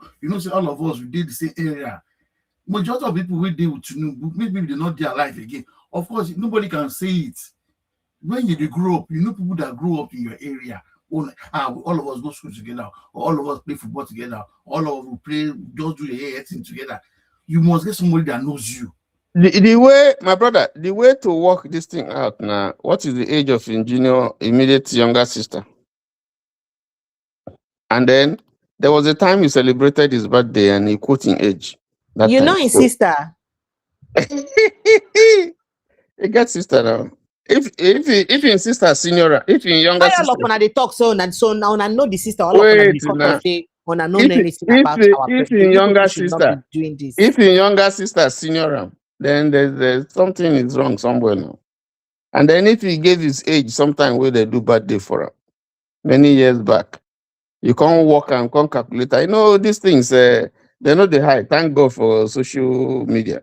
If you add the year that time when it is 60 something. Do you know what is serious with his case?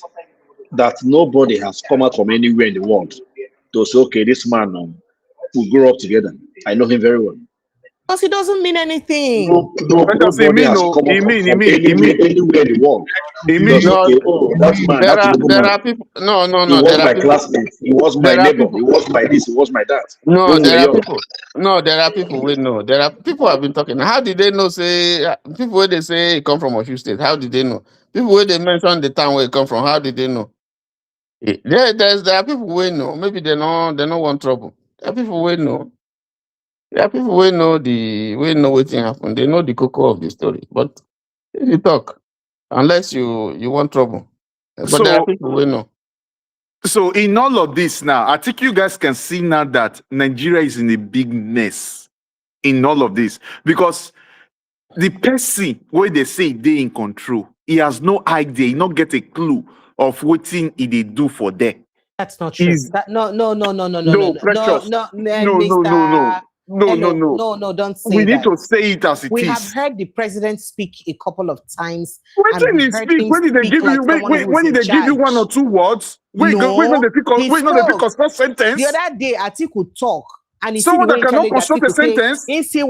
he see one of his opponents talk about subsidy, and he just know say the person not get a hang of the economy. He spoke. We don't hear and talk about when they work for Mobile. He spoke. You people should stop saying this now. It's not fair now. Precious. Is clear. He work in Mobi. He not get colleague, we follow and go the work. When they come out, come to say, this was my boss. Thank you. Thank you. I hate when Nigerians, we they see lie and we just they promote them. Thank you. If I work, my first job, anywhere I work, I get colleague. Who pay me salary? Precious, make una leave that matter. Now that will not be the important thing. The man don't do where they hold strong. What you una go do? What are you people going to do about 2027? That's the might be the core of the matter. This life that nobody can just put together. The last time I came to Nigeria, where my uncle, where his office is, as I walk into the office, my uncle, because someone that came from London, he called me and called his landlord that owns the office where he's renting from. He introduced him. As soon as I heard this guy's name, his name is Tunde. He was my classmate in primary school. You know, the guy could not recognize me, but as soon as I saw him and with his name, I was able to pick him up. I didn't tell him because he himself was not recognizing me anymore. When I came out from the office, when we go home, I called my uncle that your landlord was my classmate, my primary school student. I called him now, even I told him the guy used to be a very good runner when we were in school. Now today, guy has a bow leg. My uncle said, really? I said, yes. I said, which school? I told him for Larobe Primary School. He said, really? I said, yes. So this life, there must be somebody that is linked to you. But for our president case, that's what I keep asking myself. How come over all these years, he's been a minister? So you know, I understand what you're saying. Like while I was in Lagos State, while I was in Lagos State, some time ago, I think early this year, somebody just called my name. You know, suddenly I was in the markets, like regular markets, and I turned, and the person made, okay, you grow for Port Harcourt now, but you know a CMGS. Mr. PH. Oh no, I didn't grow in Port Harcourt. I have a house in Port Harcourt. Okay. I wanted to say that you grew up in Port Harcourt, you know a CMGS. I grew up in Lagos. Mr. Henry go know a CMGS. You know, that's my secondary school, or one of my secondary schools. And that was like my first secondary school. The person knew me and said that I was actually her senior. And that's a long time ago, so many years ago, for her to recognize me in Ogba markets. What market is that? I think it was in Oshodi market, Arena Market that I went to. Arena, okay, yeah. Yes, in Arena Market. And she called me. So I totally understand things like that happen. But remember that people were talking about are people that are old. Not how many people will be our age mates now go see their life in the next 15, 20 years. So in the whole Africa, nobody know him. In the whole Europe, nobody know him. There should be somebody from somewhere, if not in Nigeria, maybe in Togo, maybe in Cotonou, maybe somewhere. Oh, Tinubu used to be my schoolmate. Oh, my young friend, my that. But should be the presidential spokesperson. They don't ask him that question. They say gonna go as the president himself. Yeah. Should be the ask they ask on the diary. He said gonna go ask him. How he became a senator, became a governor, now a president. That nobody is able to say this man. I know him very well. Oh yeah, make on no vex. I won't go sleep. Thank you very much, man. Thank you. Because God bless you. The question, Seth, I know answer.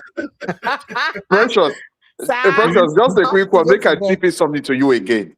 You see, there are some kind of jobs here now. There are some kind of jobs here. I think Tiwa Juma and the rest of them can bear witness to this. That when you want to get that job, they carry out vetting on you. If there is a gap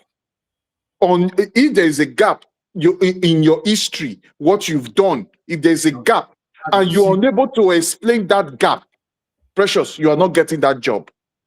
Talk less of You want to claim the number one citizen. You want to be a number one citizen in Nigeria.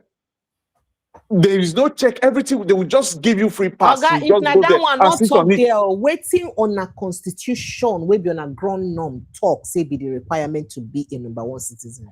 I think you guys should start by fixing your constitution. Make a no call and name when no go good. Do you understand me?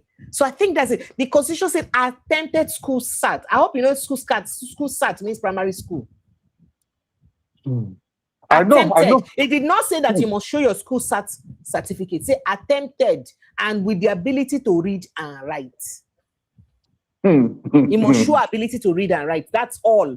But meanwhile, if you want to get a job for civil service, they go first, grade level 7, the basic level. They go ask you for NYC certificate, everything.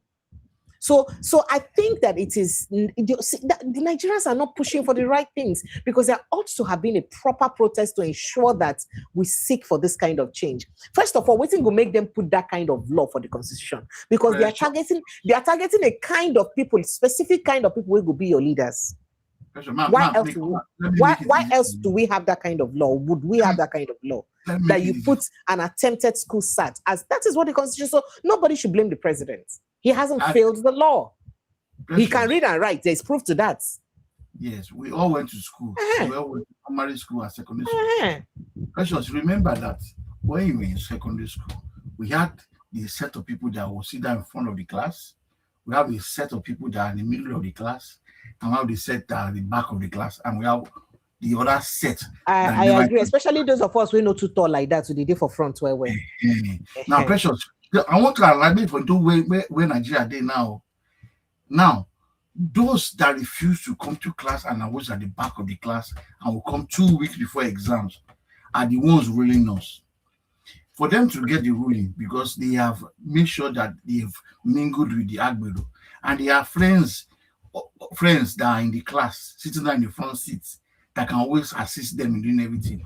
That's why we have many agencies that have people who have PA, SC. What are you essaying as? I've taken the job. I should be able to do the job without having assistants everywhere. That is what's happening. It is the guy that does not enter the classroom who will rig for you. He will tick ballot box for you.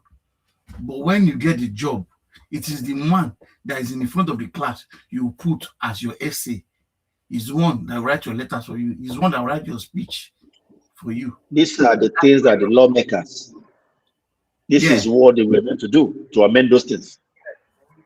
A country of 200 or something million people. Lawmakers can't do it because the same thing got them with all the whole internet Nigeria have all over the world, that our lawmakers are not able to pick all these things up and then research them. It's a shame. It's a very big shame.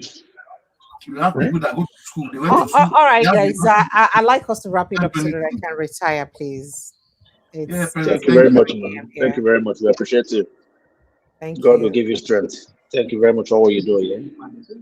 And don't forget what we discussed again too about the election thing again too. Okay. No problem. No problem. Okay, I'll try to get on in now. The person that said, I think I will try to communicate with him. I'll try to do that. Thank you so much to everyone. Thank you very much. God bless you, man. Thank you. We appreciate you. Before we go, let me quickly just play that devastating thing that happened. Oh, I get a couple of videos to play for now. One, now waiting. So somebody talked about this video and people were really upset about what this guy was saying in this video. Take a listen. If Tinubu first turn can be like this, hey, let me show we go enter hellfire next year.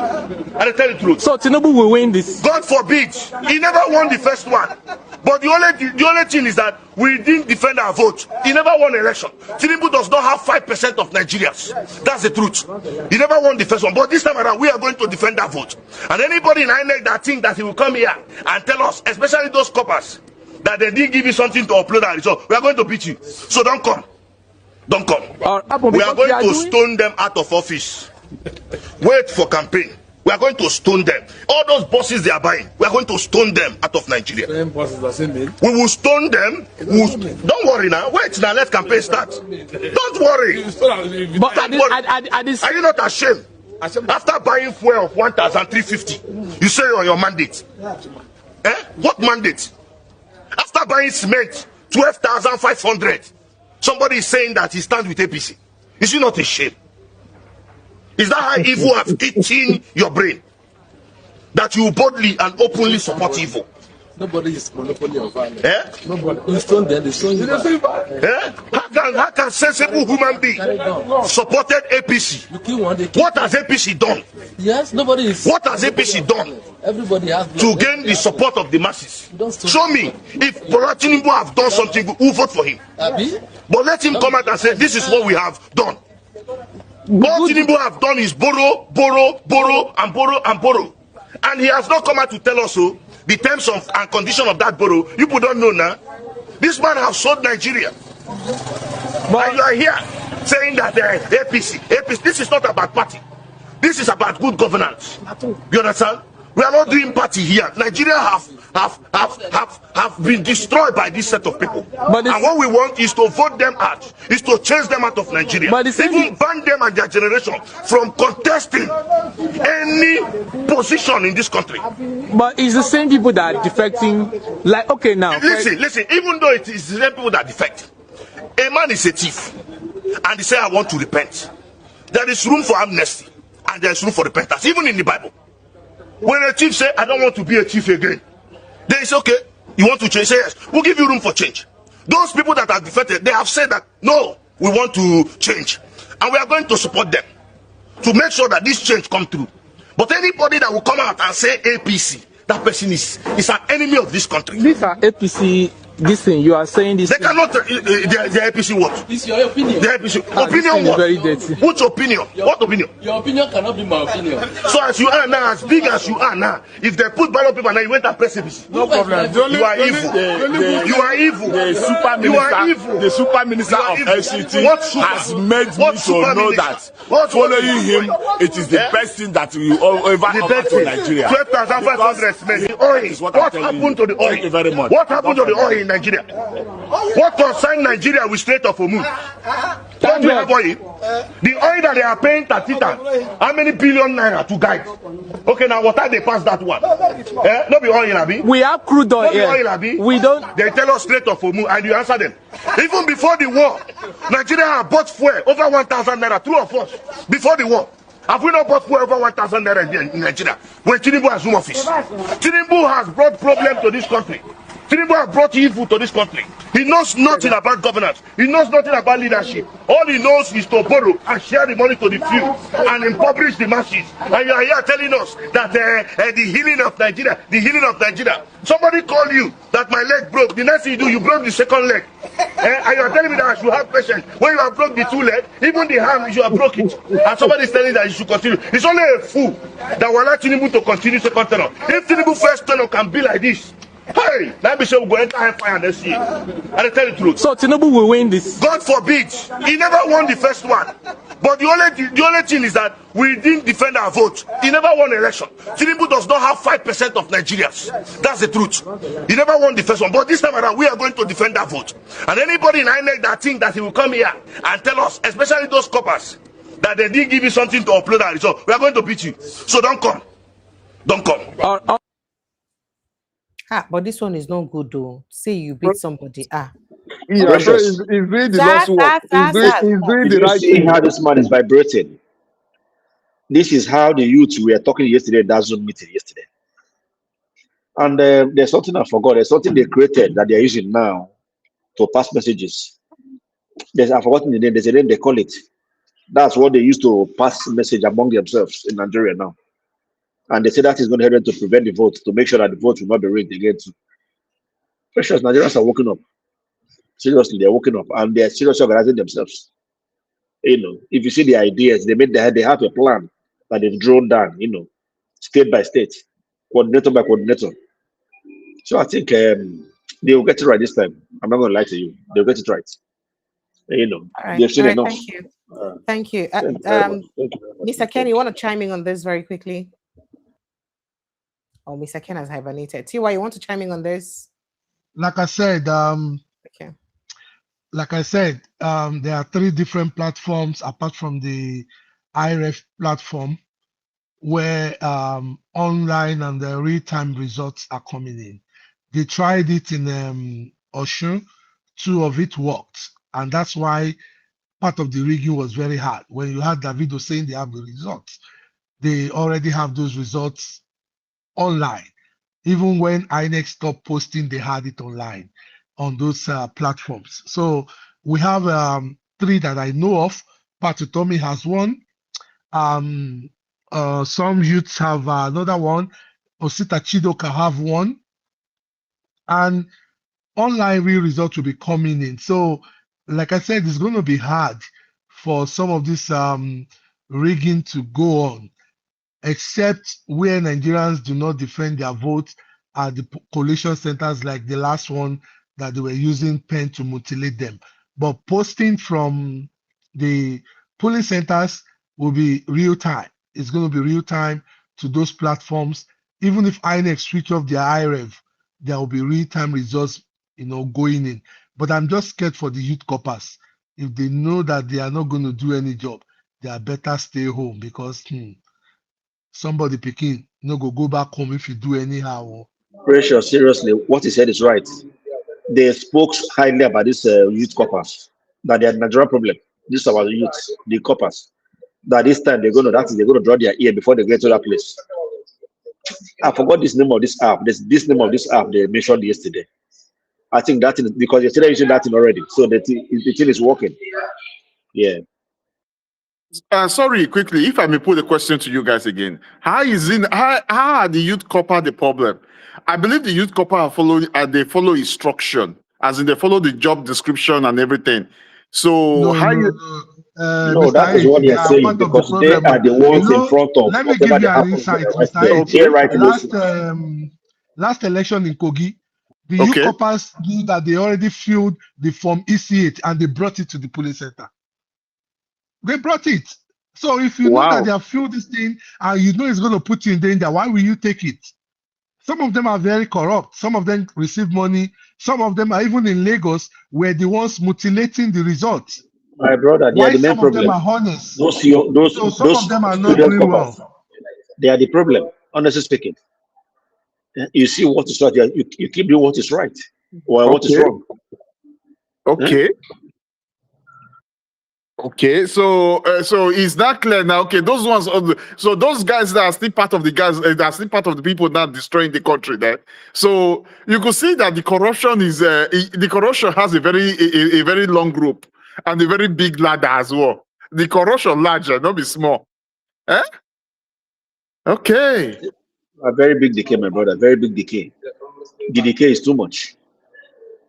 Every sector, every area, that decay is there. It's a big problem, a very big one. But I think the youth are putting themselves to, they know that now that the country belongs to them. They don't have anywhere to run to. That's what they are planning now, to make sure that they capture this one by themselves without anybody's help. And that's what they are doing. And the way they spoke yesterday, these guys are serious. They are very, very serious about what they're saying. No, they need to be serious. They need to be serious. We don't need to play around again. They have a plan. They've marked a plan that they do it sector by sector. They are so coordinated and so educated too. If you hear them speak, these people are not just street boys or street girls. So I believe they'll get it right. They'll get it right. Yeah. Thank you, guys. Thank you very much. God bless you. Okay? Thank you very much. Thank you, Precious. Thank you. Really appreciate you. Thank you. We'll see you guys tomorrow again. Thank you very much, so everybody. much. So while we're thanking each other, let's also remember that and pray for our country. May the kind of thing will happen for Nepal not happen for Nigeria, because it was disastrous. Here are highlights of